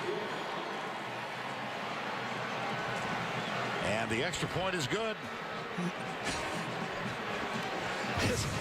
College football something, I gotta say. You know, these guys are just good enough and just bad enough that the plays are unbelievable. Well, that drive took all of 29 seconds.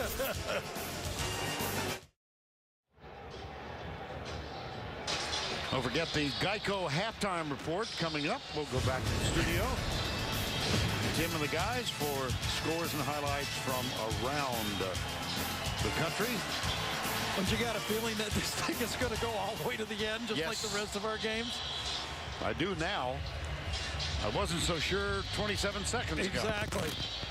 Well, I mean, I was half joking, you know, but I mean, you can't turn down a touchdown, but, you know, if LSU ended up with the ball and scored on the last few plays of the half, it's over. Now, I don't quite get what, you know, LSU gambled playing man coverage. His safety was, you know, 40 yards away from that catch. Taylor Bertolette will kick off. Odell Beckham Jr. Oh my gosh. He's going to do it. Oh, they called him. He had second and third thoughts. He said, I never put my knee down, and he was going to try it. I guess you cannot fake going down here. Once he stalls, it's over. Whistle blew. Yeah, Tom Ritter was very quick. Yeah, one more look at the safety help. Craig Lawson is right here. He's on the far hash. This is the matchup. And, you know, that's the matchup Mike Evans had earlier that I didn't understand Menzel threw, why he didn't throw it. He got sacked on first down on a throw just like that he could have made. So the touchback gives Mettenberger and LSU the ball at the 25. As Beckham Jr. in motion. Hill gets the toss into the secondary. And a little jawing going on the near side. Well, that's continues. That's what they're trying to get Jeremy Hill to do right here. The patented play for LSU, the short inside toss. Just take it up strong. Again, LSU out of timeouts. 46 seconds to go. Very interesting that with a senior quarterback that's going to be drafted in the first round, you ain't going to give him a chance to come back.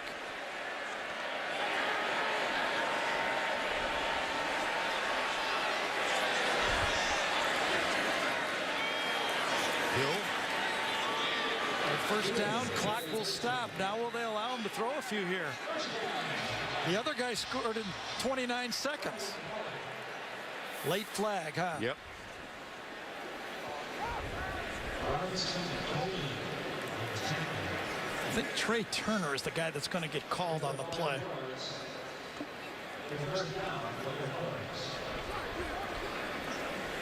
He's blocking Darian Claiborne, number 48, I believe.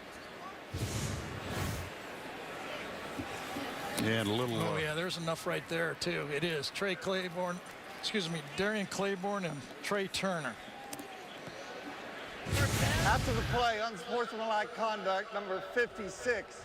Offense, that's a 15-yard penalty. 1st and 10.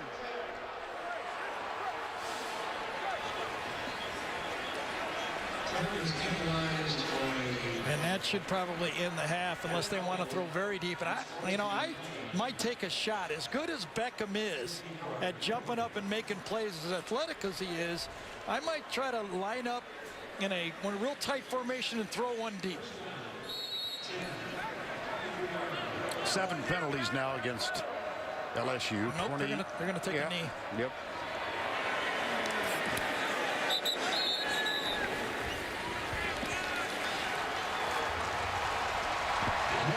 LSU with the lead at the break, 21-10.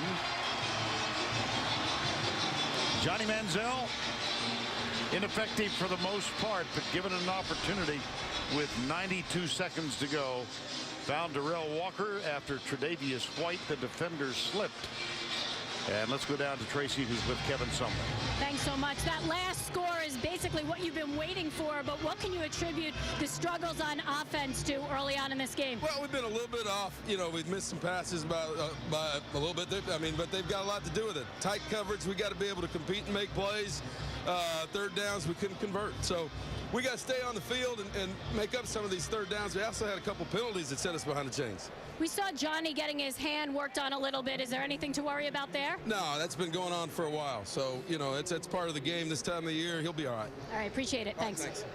All right, Tracy, thank you. Kevin Sumlin. And after Trey Turner got the penalty for the extracurricular stuff, had a brief chat with his head coach, Les Miles. As in What are you thinking? Yeah, right at the 50-yard line, too. That's the end of the half. 21-10 here. LSU leads. Let's go to Tim Brando in our New York studio. All right, Vern, thank you. Coming up.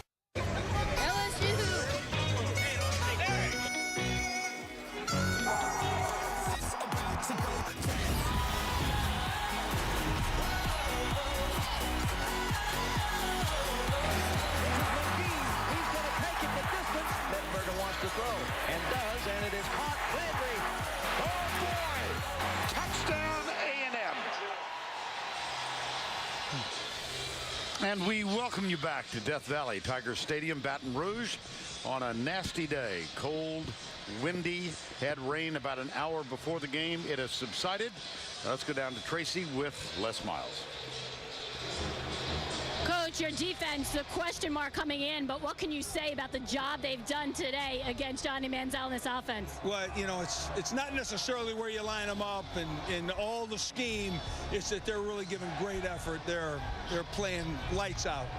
7 penalties, though, for 66 yards. How much was that discussed in the locker room to get cleaned up in this second half? It was discussed in all three phases, no question. And it's, you know, what happens is these young guys are excited about playing football, and we got to make sure that we seal the finish rather than have a celebration in the middle of the game.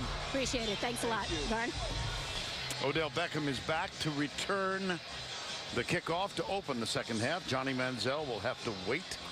Had really modest numbers in the first half, 8 for 22 for 151 yards.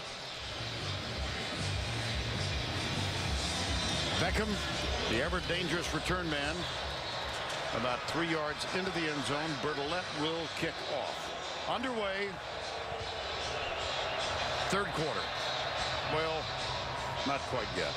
Well, LSU is lining up with 8 people close, discouraging an onside kick to start the second half.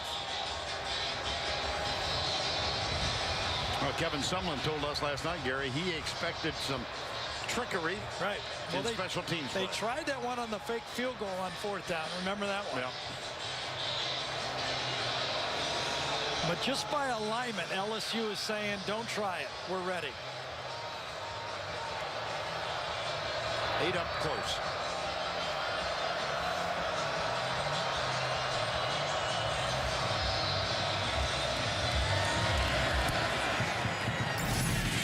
This one will chase Beckham all the way deep into the end zone.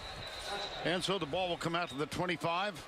Zach Mettenberger and the LSU offense gets it to start the third quarter. Expectations?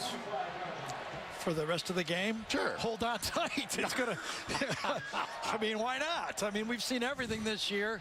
I think that helped Manziel's psyche to finish that first half the way it did. I mean, you know, I don't buy all the momentum stuff. I understand team gets on runs during the game. But I think the best thing that LSU believes about the first half, they ran the ball for 142 yards, and it opened up some easy avenues to throw for big plays. And they start at the 25 here. Reverse to Beckham. He goes right, tripped up, and then hit and dragged out of bounds by Devontae Harris. Well, there's different ways to get your elite players their hand on the football if you don't want to throw it to them.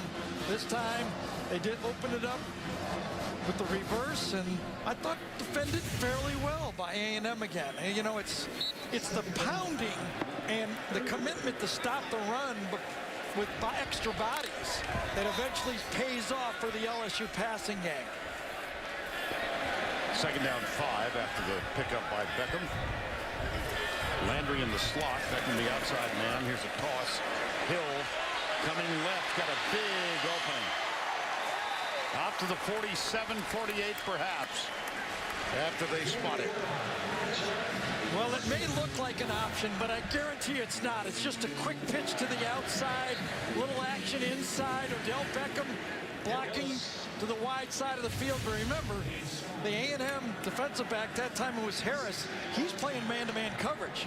He's looking at Beckham the whole way. He is not committing to stop the run. And a first down 10. The ball spotted at the 46-yard line. It's man-to-man out there. There is no safety. Everybody you see in the picture, that's all they got.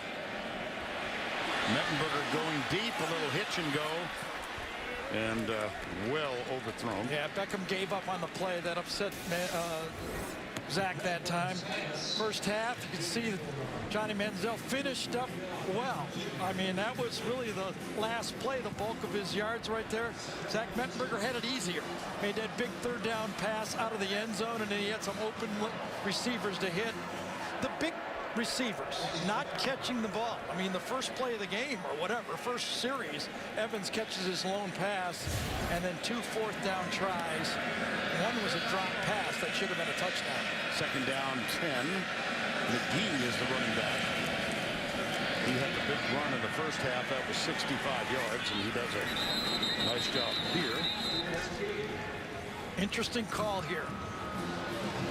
Remember the penetration. I guarantee you Mark Snyder, the defensive coordinator for Texas A&M, will attack the line of scrimmage.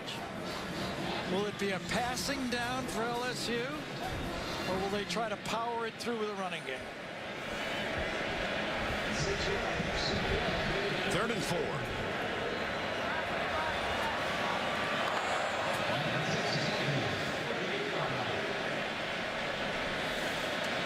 Well, they lead the country in third down percentage, and they again, no safety, no help.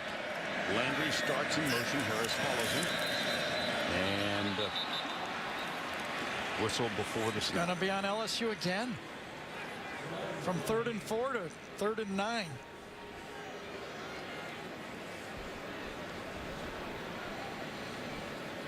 False start on the offense. Not all players got set prior to the snap. 5-yard penalty, remains 3rd down. Another mental error. I think Landry might have gone in motion before everybody got set. He's moving. He doesn't get set long enough, and that's what the call is, before he went in motion again. And so 3rd down 9. That's the 8th penalty against LSU in the ballgame. Blitz picked up nicely.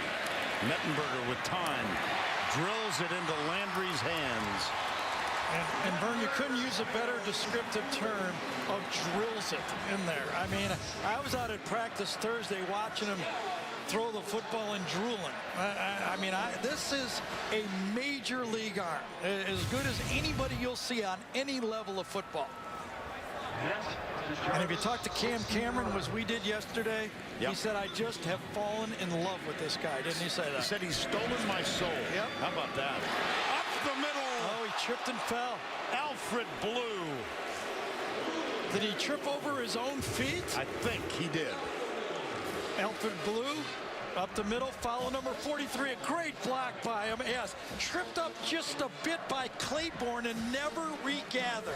I think 48 Claiborne just tipped him, and he could not regain his balance. First down 10, however, on a 13-yard drive. And they've got the ball inside the 25. 182 yards, yep, rushing. And they rushed for 140-some in the first half. That is a big number. Les Miles. Now the play action, deep down the middle, double coverage, and dropped at the last minute. Actually, it was stripped out of the arms of Odell Beckham. Yeah, Howard Matthews does a good job here, because in the pre-read, Zach Mettenberger doesn't think he has a safety in the play. He thinks it's one-on-one to the outside with Devontae Harris, and Matthews gets in on the play. And from where he came from, because he was lined up close to the line of scrimmage, I could understand Zach not seeing him.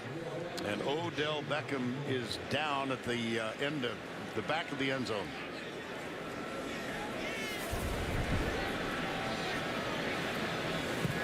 Such a great player. Tracy? Yeah, guys, I'm standing right behind Odell Beckham Jr. right now, and he immediately pointed to his lower back. They're just massaging it right now. I don't know if it's a cramp or a tailbone, but right now he looks to be in a lot of pain. All right, thank you, Trace. Time taken while they tend to Odell Beckham. 21-10 LSU.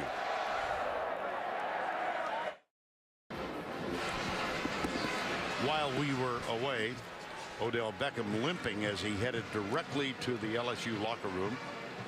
And Gary, let's take another look at how he was injured at the end of this play. Yeah, well, first of all, remember on Jarvis Landry's touchdown, Howard Matthews stepped in. Well, this time you can see this open space that Zach sees. He doesn't step in. He goes back and becomes the second defender. Mettenberger never saw him. He's really the guy that saved the touchdown on the play, because Harris would not have had a chance. I can tell you that when Mettenberger let that ball go through from his hand, he thought he had a touchdown. And Odell Beckham in the locker room right now. We'll get a report as soon as we can. It's 2nd down and 10 from the 25. Alfred Blue is the running back. Connor Neighbors has played most of the way at fullback, and he's done a superb job, but this time he can't get the block that frees Blue. Devontae Harris comes up and makes the tackle. Well, let's take a look at the efforts of both quarterbacks so far. Well, you know, they were a year ago as we started the broadcast talking about they had their worst statistical game in this game a year ago. And different styles here for Zach Mettenberger. He's probably doing his job a little bit better than Manziel is right now. Obviously, the LSU pass rush and everything has a bit of an effect on every part of the game. But so far, LSU likes the way they've handled Manziel. 3rd down 10. Traven Durrell in place of Odell Beckham. Mettenberger down the middle. Got it! Jarvis Landry. 1st and goal, Tigers. Jarvis Landry is a fearless wide receiver. He may be a half step slower than Beckham, but he is quick and he has great hands. And watch this rocket throw again. I mean, you're looking at one of the great arms that you'll ever see. Put it in between 3 defenders, and you just can't hardly defend. Look at that maze that he threw that ball through. Almost want to stop it right there and show you the type of risk he took on that throw. 1st down goal and another. Man, oh man. False start, number 65. Offense, 5-yard penalty, remains 1st down. Can't blame it on the crowd noise. No, because we have a lot of empty seats here because of the weather. Yeah, I think it was Gerald Hawkins this time, number 6. Everybody's taking a turn on that offensive line, kind of flinching.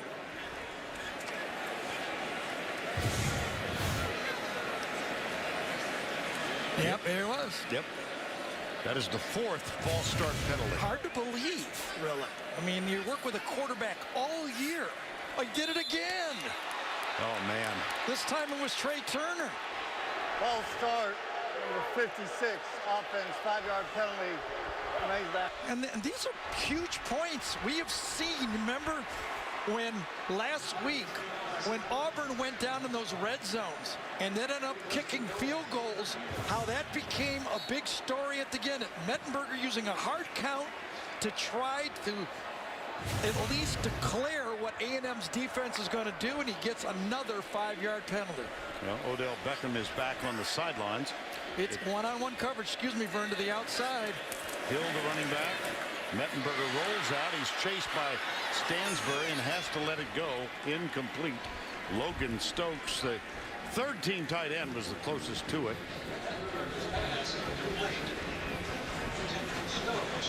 2nd down goal. Well, just one more look at that pass. Watch him rip it through this area right here and all the bodies that he's going to gun this ball through. Look at that. 3 different players. And that ball is right. If you don't have a big league arm, you have no chance to complete that throw. And the 11th play of the drive coming up. Beckham back on the field. Up at the top, there are 3 wide receivers. He's the outside man. They'll give it up the middle. Hill to the 4-yard line. Yeah, they're back where they were. Before the 2 false starts. Yep.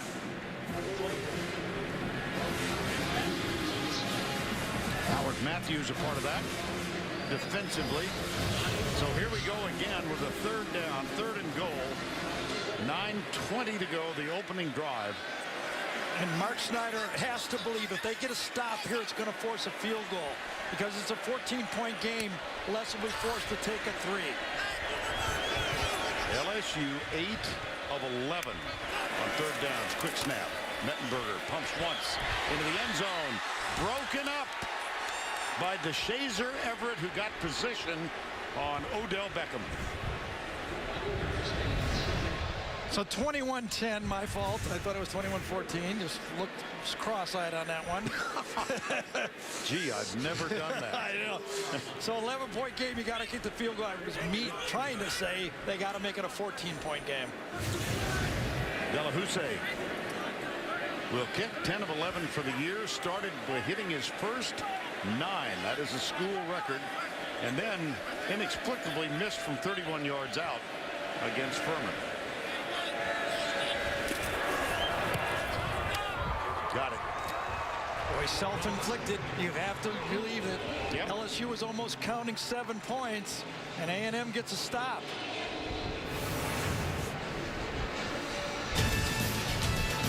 Little emotion shown by the Tigers of LSU. They should have had a touchdown.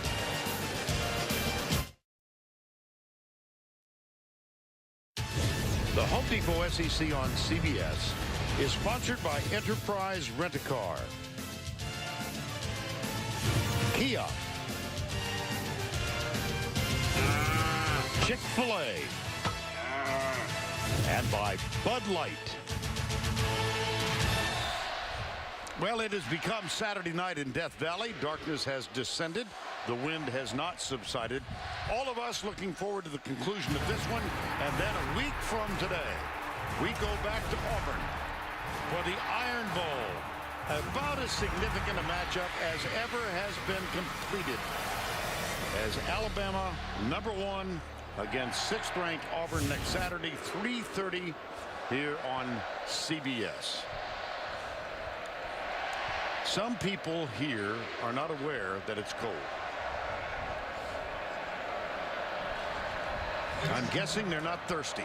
I was going to speculate why, but I may stay away from that. James Hairston out of Dallas Jesuit will kick off. Specialist for the LSU Tigers. Trey Williams and Ben Molina are deep into the wind, and those kickoffs have been kind of floating down to about the 10-yard line at the most into the wind.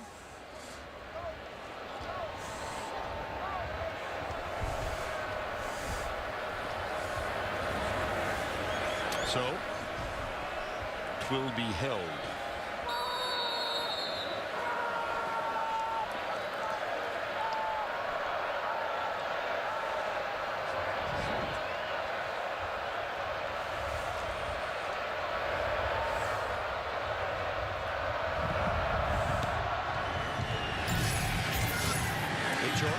Because of the wind, Trey Williams has it.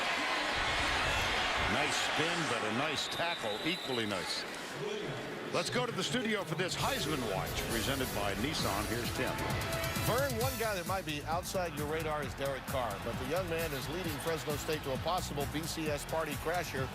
4 touchdown passes, over 300 yards and counting against New Mexico. Business as usual today for A.J. McCarron, 13 of 16.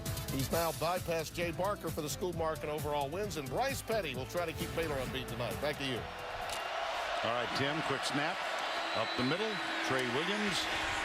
He is shifty, boy. Yes, he is. Craig Loston finally hauls him down, but he's across the 42.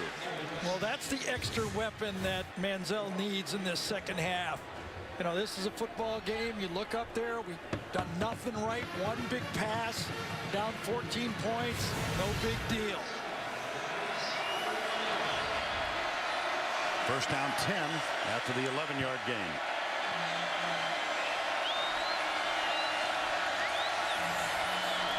Low snap. Manziel has it. A lot of time.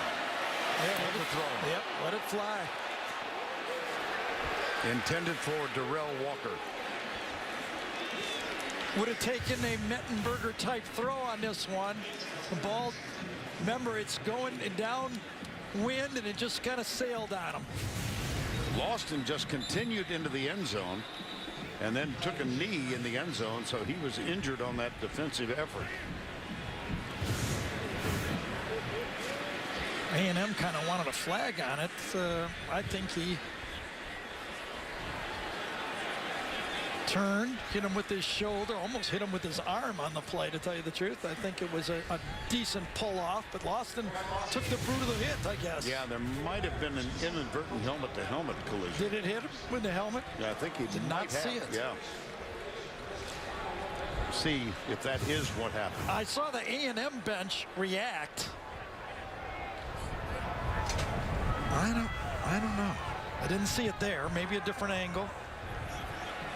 Yes, it did. Yeah. Glanced off him. I guess Lawson probably just got dizzy on the play. So he is on the sidelines for LSU. 2nd and 10 from the 41-yard line. Tigers lead the Aggies 24-10 midway through the 3rd. Option play, left side, Trey Williams. Was that defended? Was that defended, wasn't it? Might even get holding on Jake Matthews on the play as well. Lamine Barrow smelled out the play. Watch him attack the option. Go wide quickly. He's got Jake Matthews. Does he push him from behind on the play? He does. Pushes him right into the tackle. And a flag.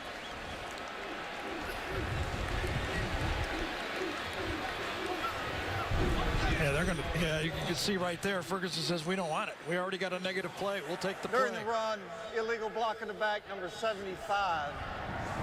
Texas A&M. That penalty is declined. It brings up a 3rd down. Flag on Jake Matthews, the All-American left tackle.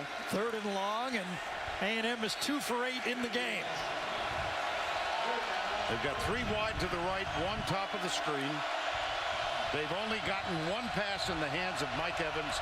That was on the opening series of the game. Blitz. Manziel wobbles a little bit, almost intercepted. Is it? Is it? No. Rashard Robinson, who's had a great afternoon. Well, a miscommunication. Manziel was throwing a back shoulder throw, and Evans was going down. Now, did his feet get in? Well, I don't know. His left foot was out. Was his right foot in? Manziel's throwing back shoulder. Evans is going deep. Now, does it come down? No, I don't think so. I don't think so either. No. Look at this angle right here. Look at he's kneeling down. He's leaning down, trying to see the ball and the foot at the same time. Good job. Lamine Barrow is the injured player, the linebacker. Look at the referee leaning. Well, you know, look at that. Isn't that nice? His right foot might have dragged and made contact right there.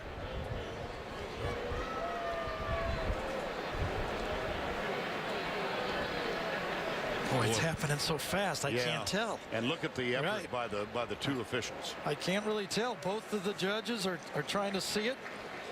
Does he have the football? Like, clearly he has it right. Now he has it. Now let's see if his right foot comes down before his left. Yeah, he might get that. They're going to review that. Field was an incomplete pass. That play is under further review. This is really not fair because Vern has a much bigger monitor than I do. Okay, he saw that as totally not fair. Well, it's one of the benefits of Somebody's seniority. take a shot of this monitor. He might get this. I think so.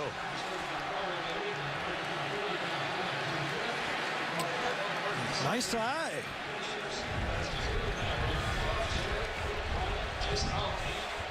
Well, both officials. Did he clearly have the ball? That might be the other part that the replay official is looking at. Did he have total possession? Did he double catch it?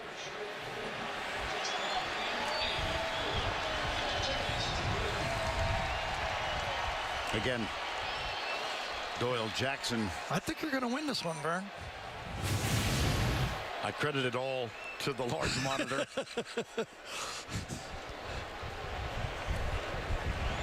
Yeah. Remember, it was called incomplete on the field, so it has to be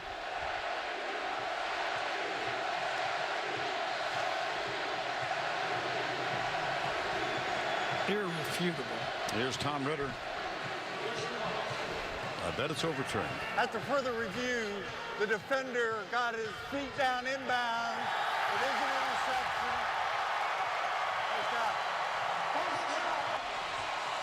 I think they got it right. I really do. I think they got that one right. Well, let's see what happens at the bottom right here. You could see that Rashard Robinson is looking at the quarterback. Evans thinks, I'm going to go deep. Robinson sees the ball thrown. Manziel obviously is throwing back shoulder. Evans doesn't realize it. It's the first turnover of the football game.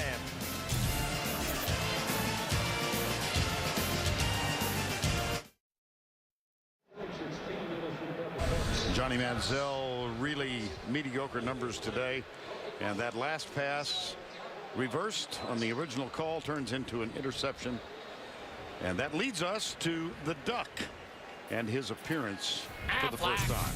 The Aflac trivia question. Archie Griffin, the only player to win back-to-back Heisman trophies. Of course, Johnny Manziel trying to get back to New York and a second Heisman trophy. Who came the closest to repeating? That's the Aflac trivia question. Yeah. I don't need a big monitor to know this one. You better know it. First down 10. Alfred Blue is the running back, number 4. It's out to the 45-yard line. Gain of 7. Well, something always pops up in the game that becomes a storyline. You know, we got 2 of the best third down offenses in all of college football. LSU is number 1, A&M is number 4 in the game. LSU has been 8 for 12, A&M 2 for 9 with an interception. And remember the 2 big third down plays for the touchdown. It's been the story of the game. That was a 3rd and 18 conversion into a 19-yard gain that led to a long drive toward the end of the first half. Jarvis Landry. Here's the toss. Nice play inside. Yep. Ivan Robinson, number 89, was the first man there for the game for the Aggies. Yeah, he kind of jumps around this time inside and gets the play. Wow, what a play by Robinson. 3rd and 3. They've got to be cold. Well, you know, I think if you get committed to getting painted, you go with it. I mean, you spend all that time. Was that, did you do that at Purdue when you were playing? Yeah, right. Did you know people at Purdue who did that? And Christie didn't do that either, to tell you the truth. 3rd down and 3. Mettenberger got it. Beckham. I'll tell you, DeShazer Everett is having his problems today. Missed a tackle, and this time missed a coverage by 8 yards on a quick slant. Gets totally abused at the line of scrimmage. It was not a great throw, and Beckham plucked it out of midair. Guess his back or tailbone or whatever it is okay, right? Yeah, I think. Remember now, we talked about this a couple of hours ago when we came on the air. Beckham emulated Johnny Manziel for the scout team against LSU's defense. He ran them ragged. Here's Blue again. We thought there might even be a chance to see Beckett run the Wildcat today, but not so far. Back to the studio for a Liberty game, and they could be headed to the Pac-12 North Championship and the Pac-12 title as a result. Back to you. Thank you, Tim. 2nd down and 5 here, 24-10. LSU, Gary, has now rushed for 2. Yeah, Gray, you could tell that's what they circled ever since that Alabama game when Nick Saban says we challenged our team to win the line of scrimmage. That does not sit well around here. Kenny Hilliard, number 27, gets this carry. Line of scrimmage. These guys have been jumping off sides a few times, but they've also been blocking people. That time, Trey Turner. You know, what are you going to do if you're Les Miles? You might want to yell at your guys, but that's your guys. Yes. You need those guys. 55 yards on the ground for the Aggies. LSU pounding. And they lead 24-10, another first down and 10 at the 25-yard line. Going into a very, very stiff breeze. Left side. Hilliard again. Again, this is a very young Texas A&M football team. Okay, a lot of youth that will eventually be bigger, stronger SEC football players. When you match up in one of these games on the road where the team just pile drives you, it's a tough matchup. That's why Manziel has so much pressure on him. He has to put 40 up. He knows it at the start of every game. Yes.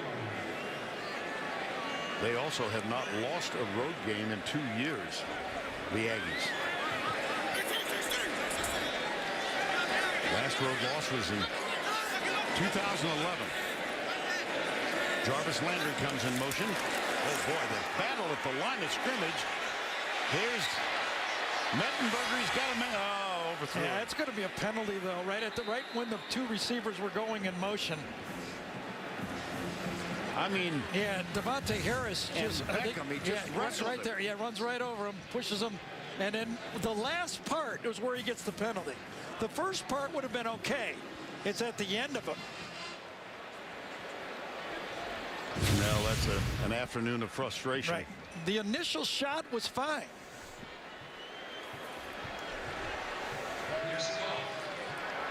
Personal foul, hands to the face, number 1, defense. Half the distance to the goal, first down. Yeah, getting a little coaching on the sidelines.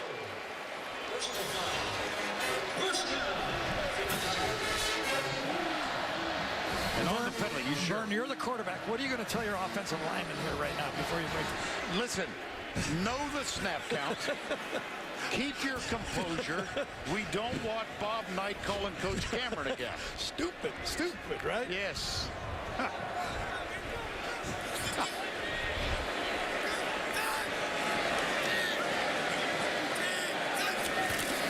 they maintained their composure. Good defense. Good head on. I think it was Darian Claiborne at least got a piece of it, number 48. Taking on the point of attack, runs through the block. What a job, huh? That's a freshman linebacker. Second down 9. And Devontae Harris still getting lectured on the sidelines. Manziel hasn't seen much of the field in this third quarter. Kenny Hilliard is the deep back. Connor Neighbors has had a fine afternoon at the fullback position. Quick flip. Odell Beckham. Floyd Raven with the tackle. Well, this is just trust. You throw it before you even know he's going to be open. DeShazer Everett says, you know, Devontae, I understand why you hit the guy in the face. I'm tired of him too right now. He's too good. Yes. Now he's going to trot to the bench on the near side. Travis Dixon comes in as an extra tight end. Here's a footnote for you. The tight ends have 0 touchdowns for LSU this year.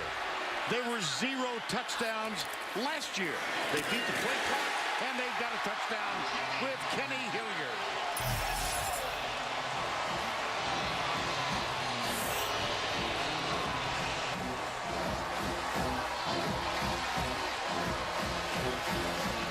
Well, that's the 4th different tailback we've seen run the ball. And follows number 43, falls in the end zone.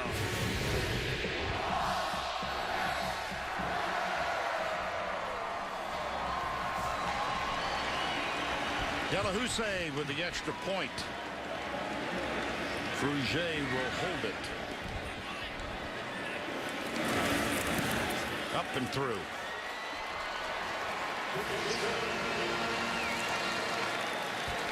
(31-10). Well, you're pretty much sure what you're going to get. Just follow 43, power back,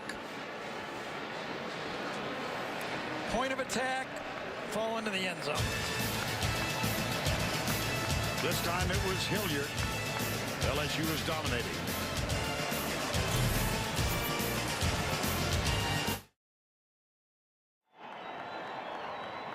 Johnny Manziel, only one series in the third quarter. It ended with an interception, Gary. He's had a very difficult day. Yes, and it's been from every level.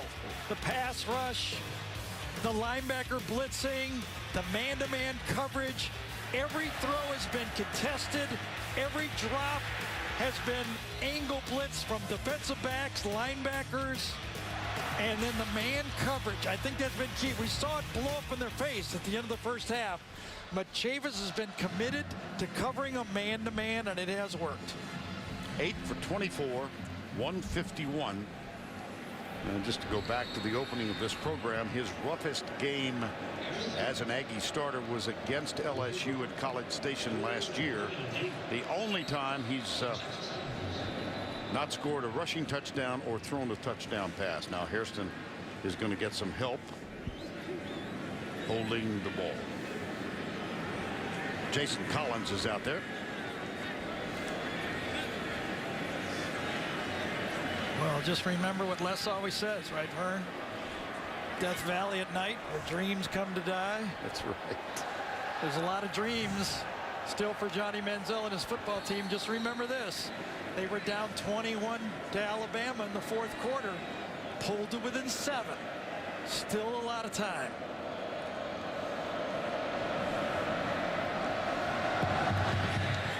Into the wind. This one will reach the end zone. And they will bring it out. Trey Williams. Oh, yes, it did. I think the Aggies got it back. Ball went flying on that play. Taj Jones is the man who made the contact and forced the fumble. Boom. Right on the football. And I'm very fortunate. You got everybody going away from the football, and they go back and cover it.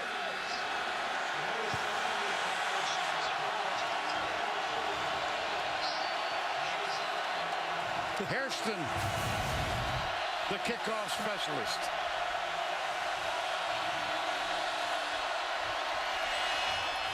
That one is caught by Travis Labhart.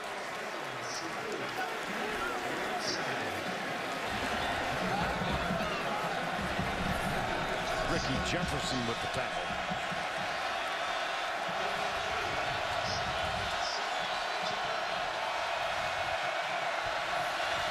Four-man rush. Manziel pumps once, lets it go. Evans with only his second catch of the day. Well, Kevin Sumlin, when he talks about Johnny Manziel, he says there's no stage too big for Manziel. We're going to find out, because it's going to be a mighty big comeback to do it on this field. 3rd and 5. 1:12 to go, third quarter. Robinson again on Evans, bottom of the screen. On 3rd down. Yes! How about Lavard? How about that one? That was... Goes up, knows he's going to get hit on this play. Manziel gets good protection, elevates the throw. Lavard goes out and gets it. Manziel. Look at him protect the ball. And while they hurry to first down, Archie Griffin, the only player to win back-to-back Heisman trophies, closest to repeating Billy Sims, Gary's old teammate with the Detroit Lions. Lamine Barrow with a contact on that one.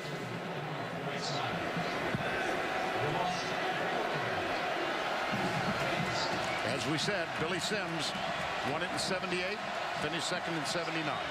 2nd down and 6.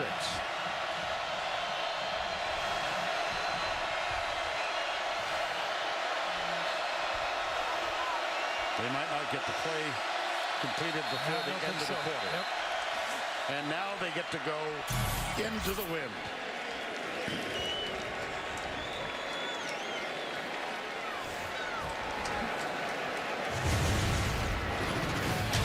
Finish 3 on a Saturday night in Death Valley. We'll return after this word from your local station.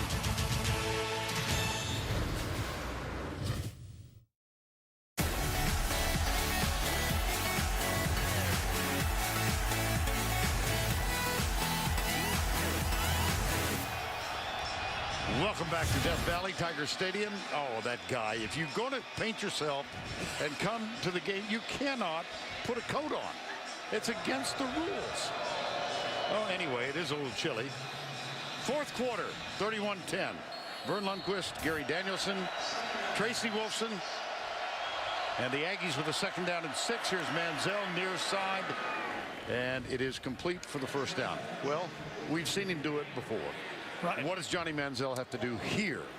I think number one is resist his own urges to try to do too much. Just kind of take a book from Aaron Murray.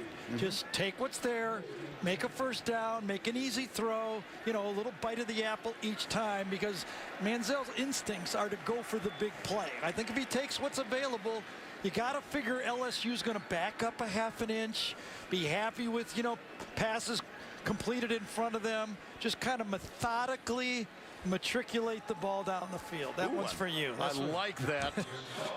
Visions of Hank Stram dancing in my head. On the pass, number 56, offense, 5-yard penalty, remains 2nd down. The legendary Hank Stram, who was a New Orleans resident when he passed away. Led the Kansas City Chiefs to Super Bowl IV and the victory. The speed of LSU's defense is really a story here. That front 3, the front 4 really are running. 2nd down, 11. Nope. Labhart looking for a flag, doesn't get one. Dwayne Thomas was defending. It'll be 3rd down. Labhart is saying he grabbed me by the jersey just as he turned. I think he did. 3rd and 11. Early moments, 4th quarter.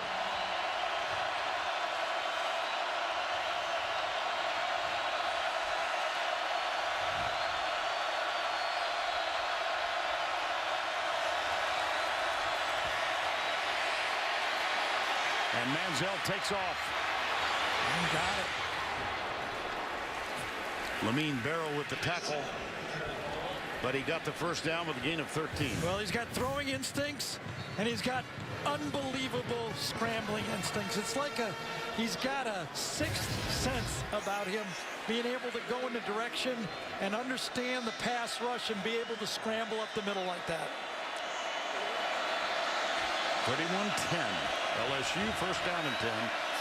Manziel, right side. Evans with a stiff arm on Robinson. That's one of the few that Evans has won today. 3rd catch.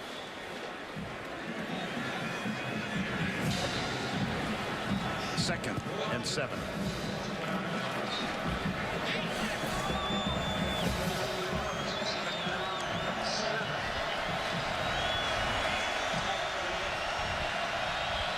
Hasn't played well in his 2 games against LSU. Blitz coming. Manziel darts out to the left.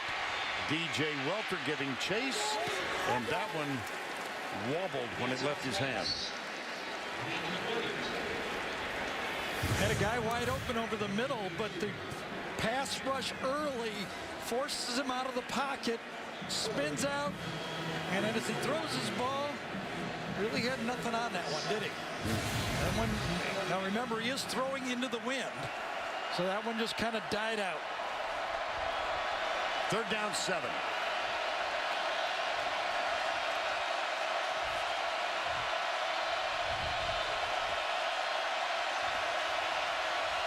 Corner blitz. Little set up. They try the screen, but no, sir. Brandon Williams got the ball. Yeah, Deion Jones was all over that. Right. I mean, they just keep bringing more and more players out on the field that can run for LSU. That's right. When we visited with Les yesterday, he goes, we're going to be good. We've got great young players. I'm going to emphasize young. And we're going to get better and better and better. This program is in great shape. It's exactly what he told us. Drew Kaiser with the punt. Odell Beckham back will let it bounce, and it goes into the end zone. Touchback.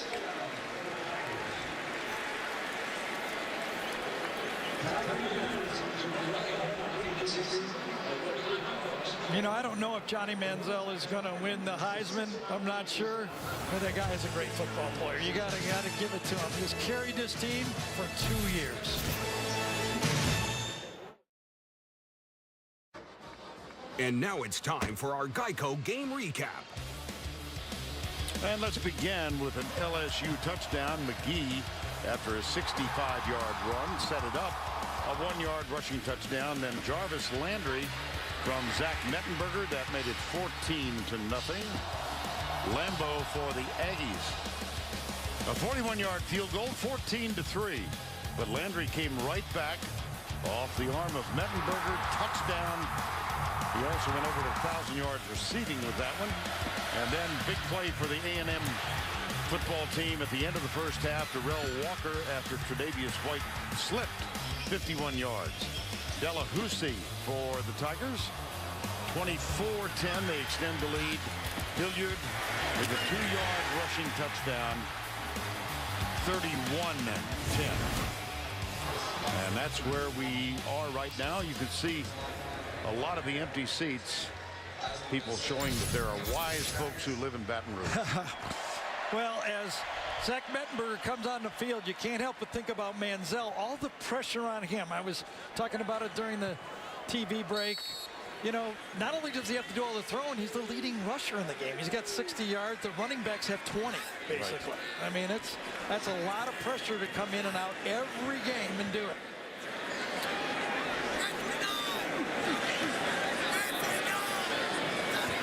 31-10. Here's the toss to McGee. Gets a good block on the edge. Flying down the sidelines, and he is thrown out of bounds by Floyd Raven. But another big run for Terrence McGee. Let me show you a subtle little thing about this offense. It looks like it's no big deal, but this time the short toss, instead of going inside, is designed to go outside. A&M has been seeing that short toss all game, but this time Connor Neighbors is on the outside blocking the arc. That toss, they get used to it, and all of a sudden it's the outside play with the toss. McGee with 11 carries, 131 yards now. And LSU over 250 for the game.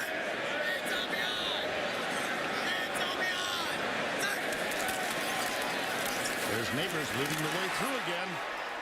And the ball down at the 35-yard line. Let's go back to the studio for this. We'll all be out in Atlanta. Back to you. All right, thank you, Tim. Second down and 2. Yeah, another one of those talented quarterbacks. I mean, he's got a load of physical ability. Look forward to having Tim with us in Atlanta. Yep.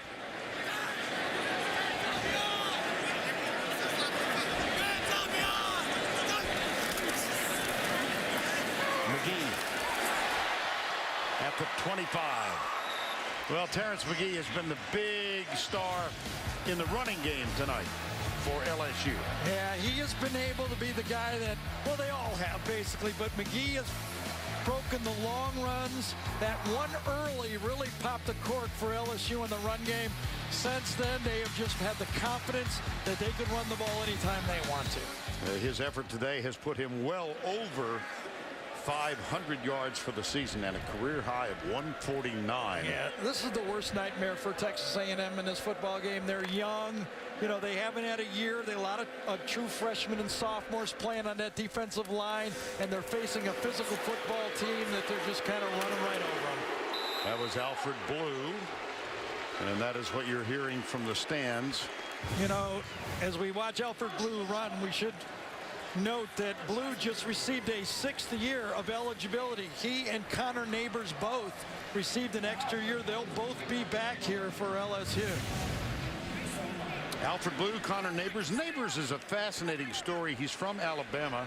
His granddad, Billy, was the starting center on a national championship team in '61. His dad, Wes, and his brother, Wes, both played for the Crimson Tide. He chose to walk on at LSU. Copeland is in there now. Alfred Blue. So 4 follows 44. And a flag is down. Yep. Wouldn't be surprised. Could be on Logan Stokes here on this side. The backside defense, tight end. I think he grabbed his guy right at the end of the play. Silly play. He was 10 yards away from the point of attack. Holding, number 84 offense, 10-yard penalty. Remains first down. It was Logan Stokes. The ball's run to the left. You got your right tight end holding.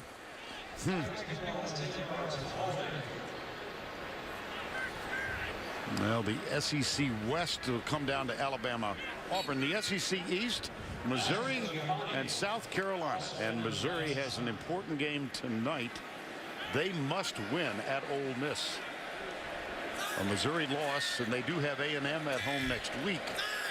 But a Missouri loss tonight would give South Carolina the championship based on the tiebreaker. A double overtime victory by the Gamecocks at Missouri earlier. Toss, Blue, Copeland. And of course, it's been a tough year for the Missouri quarterbacks, but James Franklin healthy again. Matty Mock has played so well in relief. But I like what Gary's doing. Gary Finkel coming back with his starter, James Franklin. Now, if it was earlier in the year, and they had 8-9 games, you might over time have a few arguments and a bit of the fans taking sides. But I think when you're pointed for a championship, you got 2 games to go, you can survive it. So I like going back, and Mock did his job as the backup quarterback. Second down, 14. Play action. Mettenberger got him open. Beckham knocked away at the last minute by Devontae Harris. They've had look at Beckham. Now Devontae Harris might have grabbed him 12 times, but he got away with it. They've been playing the slant pass all day, so now they went slant and go to the back of the end zone, and whether he grabbed them or not, they didn't call it. I'd say he grabbed him. Yep, grabbed that right arm again. Remember, he started out the game doing that. Devontae Harris is good at that. He doesn't get caught. He's sneaky. Good corners are sneaky. That's the key to it all. Yep. Hey, they're going to let me play that way? Yep. I'll keep playing that way. 3rd and 14. Hilliard, the running back. Not much. Well, the penalty again forces a field goal in this situation. Downwind. Delahousse will come on to kick it. Alonzo Williams and Ravens. 4th down, 13. Put it right in the center with that run, didn't they? Field goal unit is in. 35 yards officially. They do have that fake where they loop it over their head sometimes. I've seen them do it and practice it many times. And we've seen them do it in the game. But no need here. Field goal attempt. Up and through. And with 3 seconds shy of 8 minutes to go, LSU leads Texas A&M. Johnny Manziel has not been on the field for much of the second half.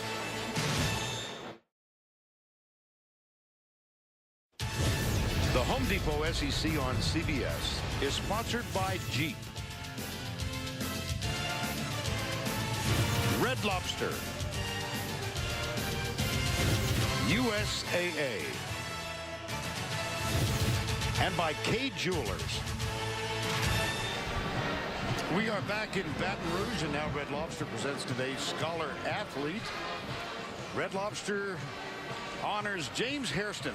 He played high school football at Dallas Jesuit, and Red Lobster's commitment to the investment of our future is shown by donating $1,000 to LSU's General Scholarship Fund. James Hairston's alma mater, Dallas Jesuit, played in the Cotton Bowl today in the state high school playoffs. They played Rockwall. Here's the significance. That's the house that Doak built.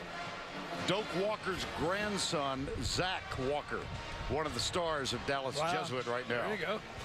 So what a thrill for him to get to play where his grandfather played in 48 and 49. And just one more line about Hairston. Remember? His girlfriend attends Alabama. Here's Hairston's kickoff. Taken at the goal line by Trey Williams.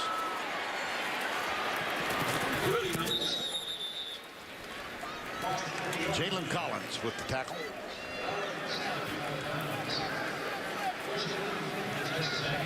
Largest deficit this season.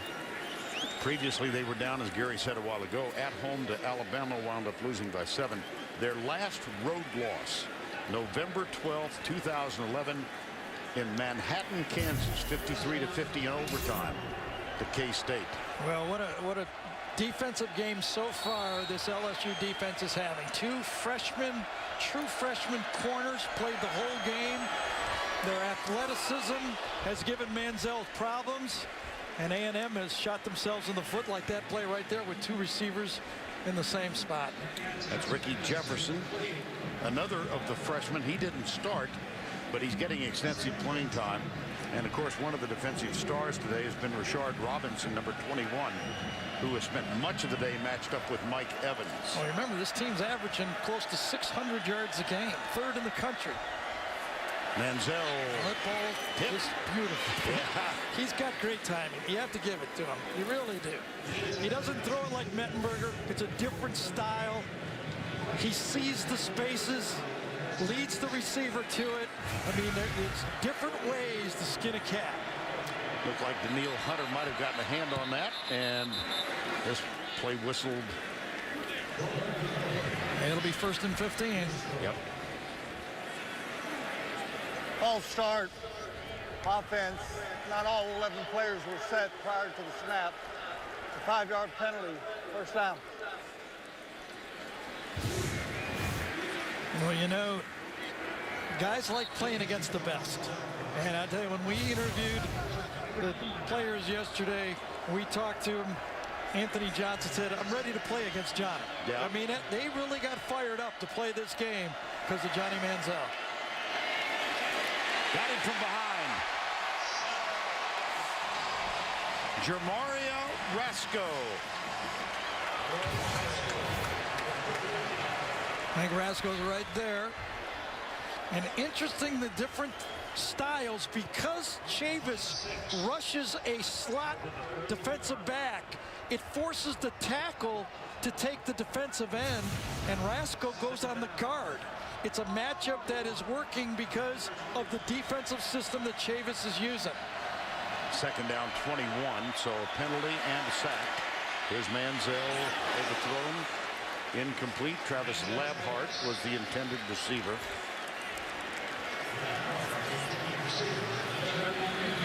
Even though they use a 3-man line, they always bring an extra guy. I think it's from this side this time. And see the matchup inside? That means the defensive end gets to go on a guard. It happened the opposite way the play before, and that's how Rasco got the sack. LSU with 3 down. They drop, they bring 4. And Manziel now looks deep, heaves it way downfield. He's got a man down there. Evans. Yeah, Craig Lawson, if he would have just looked for the ball, I think he could have made a play on the ball. He played it so conservatively, he just ran for Evans. Scramble, scramble, scramble. And that was a big mistake by the rookie to leave Evans on the play. And we've got another. Take another look at that at the end of the play. The catch by Evans. See, Lawson never looks up for the ball. He just plays the defender. If he would have turned around, he could have got it. On the defense, the 12th player did not get off the field. Number 94. 5-yard penalty. 1st down. Tigers penalized. A lot of penalties for LSU today. 1st down 5 at the 25. Good protection. Manziel. Close. Oh, they're going to call it. They're going to call it. That's Tre'Davious White, another of those freshmen, true freshmen to whom Gary referred. Darrell Walker, the intended receiver. Yep, got there about a half second too early, didn't he? He needs to talk to Devontae Harris and learn. Well, remember, if I was LSU, I'd be grabbing my onside kick return team and get ready, because if they score here, we're going to get one. Pass interference, number 16 defense, 15-yard penalty, first down. Just imagine for those defensive backs, the freshmen matching up against these two guys. They were watching these games on TV last year. And now they're going up against Manziel, covering some great receivers. See the comparative stats for each. Two of the outstanding quarterbacks in the SEC in a year in which quarterbacks have been dominant in this conference. First and goal. Manziel off his back foot. Oh, that caught. I was looking for a flag. I didn't think he caught it. And Mike Evans gets it over Rashard Robinson. Did the ball bounce or not? It was really close to hitting the turf.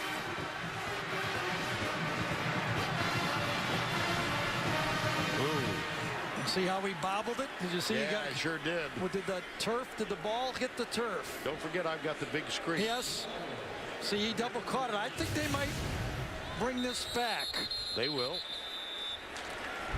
Let's take a look. It's going to be on the reviewed. field was a catch for a touchdown. That play is under further review. Watch Evans just swat Rashard Robinson out of the way on this play, though. Robinson tries to hold him. He just swats him away. Now, does the ball bounce off the turf? A little bit farther. Yes, it does. And watch him double catch it now. Yep, they're going to, I believe they're going to bring that one back. I do, too. I'm not sure. I'm 0 for 2 tonight. So I'm going to lay back. I'm going to lay back. You've got that small monitor. It's really a handicap. I'm trying. I'm working for you. Yep.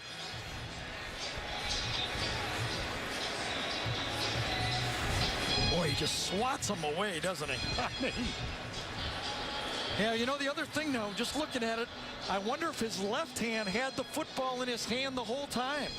And he didn't really bobble it. He just held it with one hand. well, let's see. That was less reacting to the big screen view. Does it catch? Does it hit the ground? Yes, it does. I think so.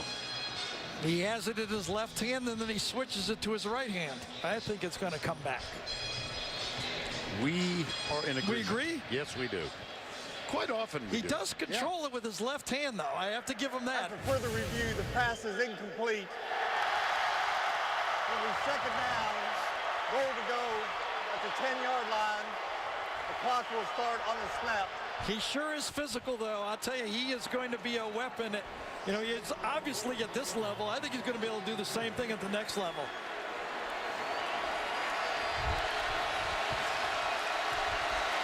Second and goal. Last time they brought 7. Will they do it again? They're going to bring at least 5. Yes, they are. 6. 6, yep. Yeah.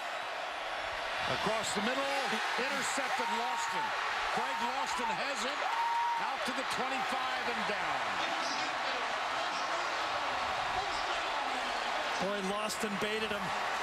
Manziel thought he was going to double cover Evans, and he snuck into the throw.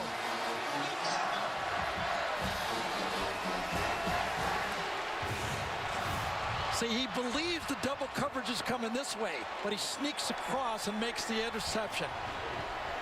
Reads his eyes, comes across, and cuts off the throw before it gets to Labhart. What a play.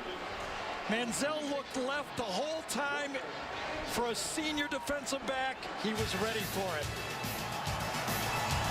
Kevin Sumlin, that might do it. Les Miles, that might do it. Less of it as the BCS era at long last ends. Even Jimbo probably wishes they hadn't scored that many fellas. Back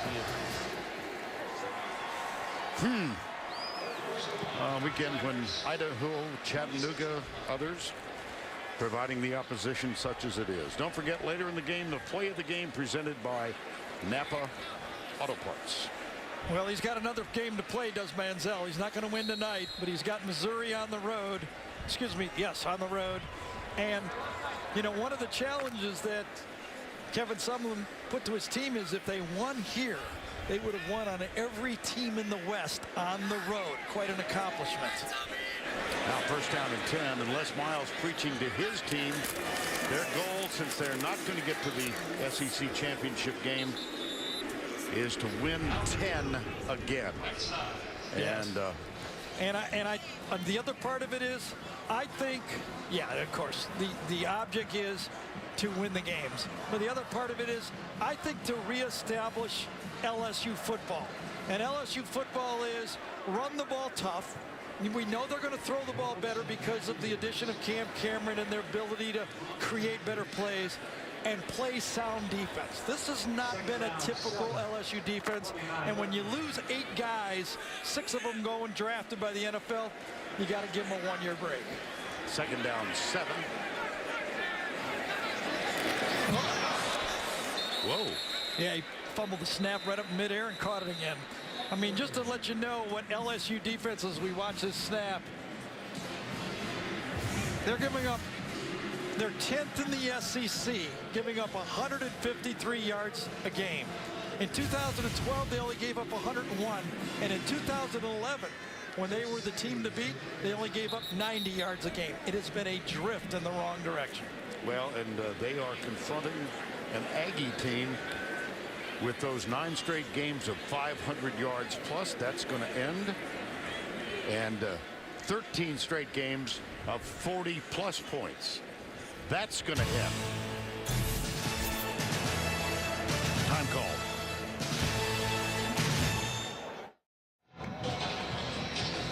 Now, you've heard Gary talk about Zach Mettenberger tonight. No doubt you think he'll be a great pro. How about the other quarterbacks in the SEC? All year I've been asked questions about what maybe the ceiling, what could be the best you think these guys are. For me, A.J. McCarron, I could project him being a Phil Simms. Played for a tough coach, understands being able to throw under pressure through a running game. Aaron Murray just grows on you. He's a grinder. He's accurate. A Drew Brees type player is his ceiling in the NFL. Zach Mettenberger, big arm, big stature. Cam Cameron loves him, just like Joe Flacco, the guy he coached for the Ravens. And finally, Johnny Manziel. What would be his style in the NFL if he was a great one? It would be like Fran Tarkenton from back in my day, or recently, a little bit like Russell Wilson. So, and with all due an apology to Connor Shaw, who also has a chance to be an NFL quarterback as well. Yeah, Connor Shaw at South Carolina has had quite a senior season. Third down, 8. Kenny Hilliard gets the football and gets out to the 34-yard line. Ivan Robinson makes the tackle. Someone take a timeout. Yep. That was the Aggies. That's their second. It'll be 4th down and 2.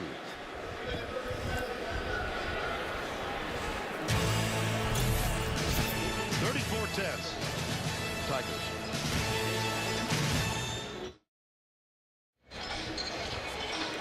And we invite you to stay tuned for the Jeep postgame show on CBS Sports. This one, Gary, I don't know. You and me, I don't think so. Jamie Keene with the punt, taken with a fair catch at the 10 by Devontae Harris. 56-yard punt by another of the Aussie punters in college football.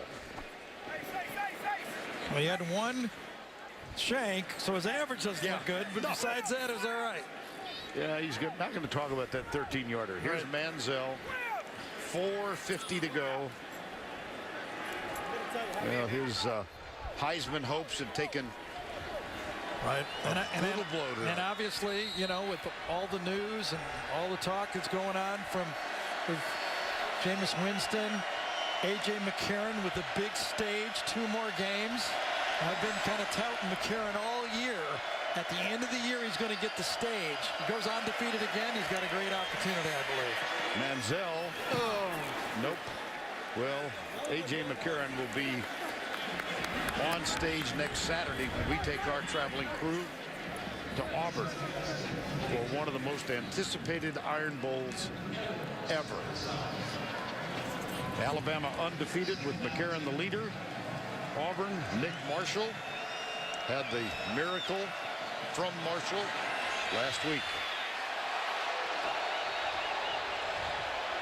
Another nice move between Ego Ferguson and Johnny Manziel. They're going to start dating one more time.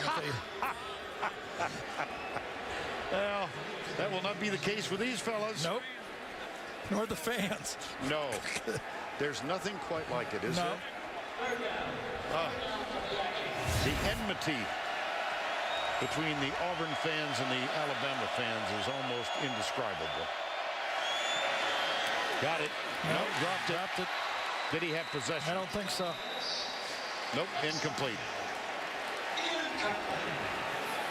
Well, you can't throw it any better. This is a drop, but I think, wasn't it Walker Early that had the 4th down drop? Of the two, the first drop was the one he'd like to have back. A&M scored 10 in the first half. They're still stuck on that number. I mean, it's been one play, basically. I mean, what a defensive effort by this LSU team. Got to give a lot of credit to John Chavis, the type of players he's recruited, the way he's built this defense. They were young. They made mistakes early. I mean, after giving up a lot of points to Georgia and Alabama, they have righted the ship here. And in 2 games against Johnny Manziel, they've really shined. This season,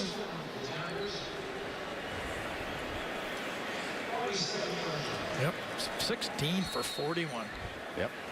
You know, something that Kevin Sumlin said to Tracy really piqued my interest when she asked him about his hand.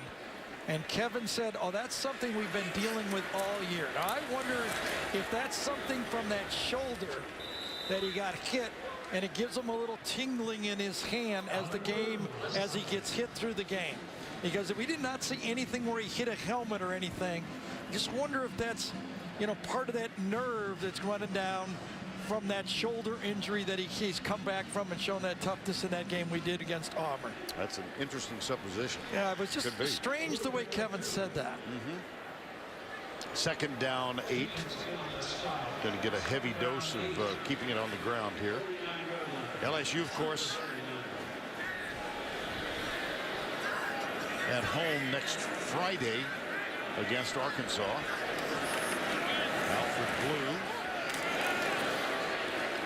You know, and this has always been, you know, I mean, sometimes the spread up-tempo team carries the day, but just as effective someday is the power run the ball between the tackles. As I've said, both systems can work. There's no magic wand. Like, you have to go up-tempo to win. There's still different ways to do it, especially for these elite teams like LSU, Alabama. You know, you can line up and just run over people. Tigers have now gone for 306 yards rushing. And you can almost hear 2 weeks of talking that Miles said to his team, Alabama put it right to us. Nick challenged his players at halftime, and they won the line of scrimmage. That can't happen at LSU. Now these numbers for the running backs for LSU: McGee with 149, Jeremy Hill 76, Alfred Blue 60, Kenny Hilliard 25. They've got a quartet of backs who really excel.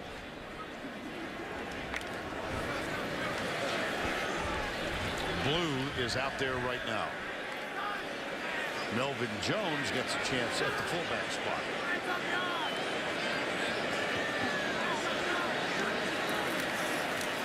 Left side, Blue. Not much.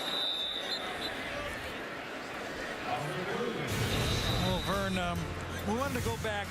Remember how we opened up the game with Zach Mettenberger, the last series of Alabama. Now, I'm not really, you know, saying this is all Zach. There's a lot of tough guys on the field.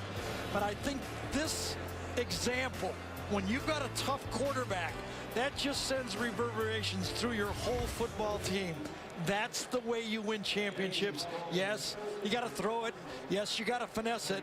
But most of all, you got to have toughness to win a championship. Well, he's been looking for a signature win. Possibly this one. Yeah, he's played well in those big games, obviously. Murray beats him with the throw against Georgia. He couldn't play any better than that game. Thought he had Alabama last year. Thought he had him beat. Didn't do it. Come back by A.J. McCarron on the screen pass. I mean, he's a couple of throws away from playing for championships.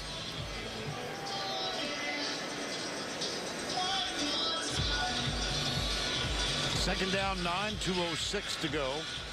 And the Aggies are out of timeouts now.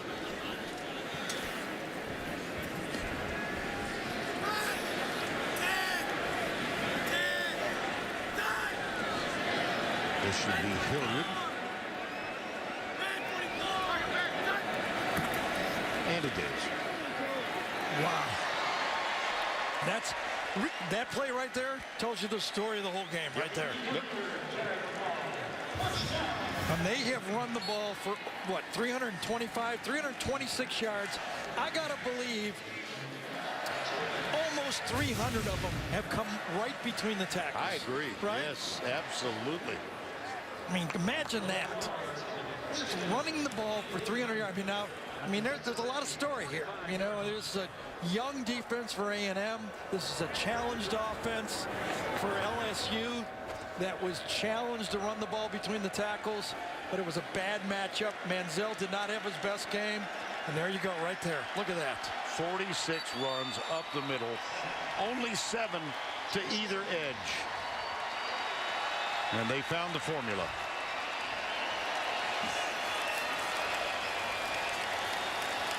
Well, everybody knew Manziel had to win his last 2 games to repeat as the Heisman. Agree. Right? Totally agree. So they take a hit today, those chances. I think early in the game, too many mistakes. A couple of decisions not to go to Evans, a couple of drop balls. They never really got back on serve.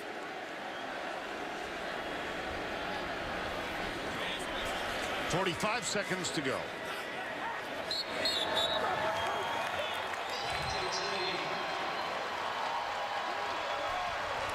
Les Miles.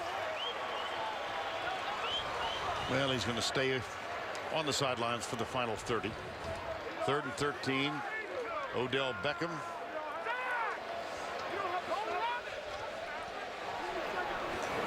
Just one more story. How about, we talked about the defense, the story of those 2 true freshman corners matching up in this game against one of the most prolific pass offenses you'll ever see.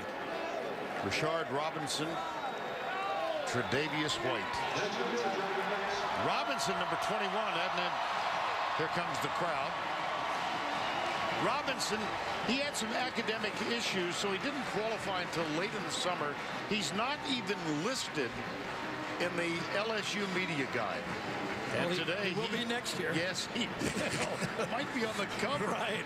Boy, he played well. So did Tre'Davious White.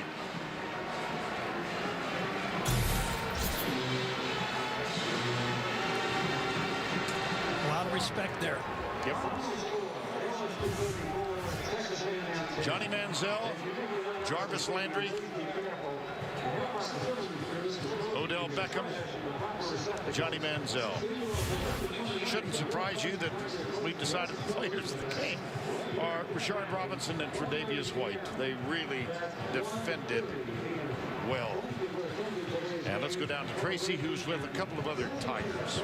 You betcha. Let me start with Zach. And just coming off that Alabama loss, how bad did you want this coming against A&M and Johnny Manziel, you know, the Heisman winner? Yeah, I think, you know, it's been so long without a win here that it really didn't matter who we played or who we played on that team. You know, Texas A&M's a great squad, but we came out and played ball today and got a win. What can you say about the offensive line? Because your run game was the key tonight.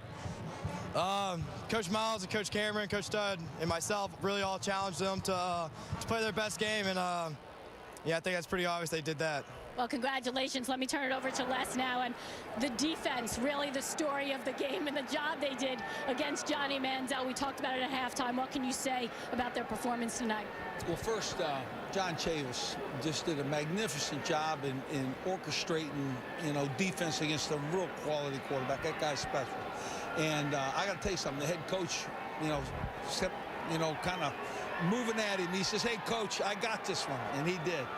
And how about Odell Beckham helping you out? How much did that help? Well, Odell, I want you to know something. I would think, and John would say this, that, boy, we just got used to the speed of the game right away, and that was the difference. Well, enjoy the win. Congratulations. I promise you we will. See ya. Hey, they challenged him. Even the quarterback challenged the offensive line. That was a great interview, and hear that last little challenge from Mettenberger as well.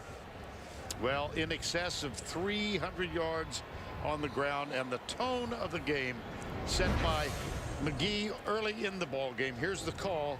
The Napa Auto Parts play of the game. Jim Hawthorne with the call.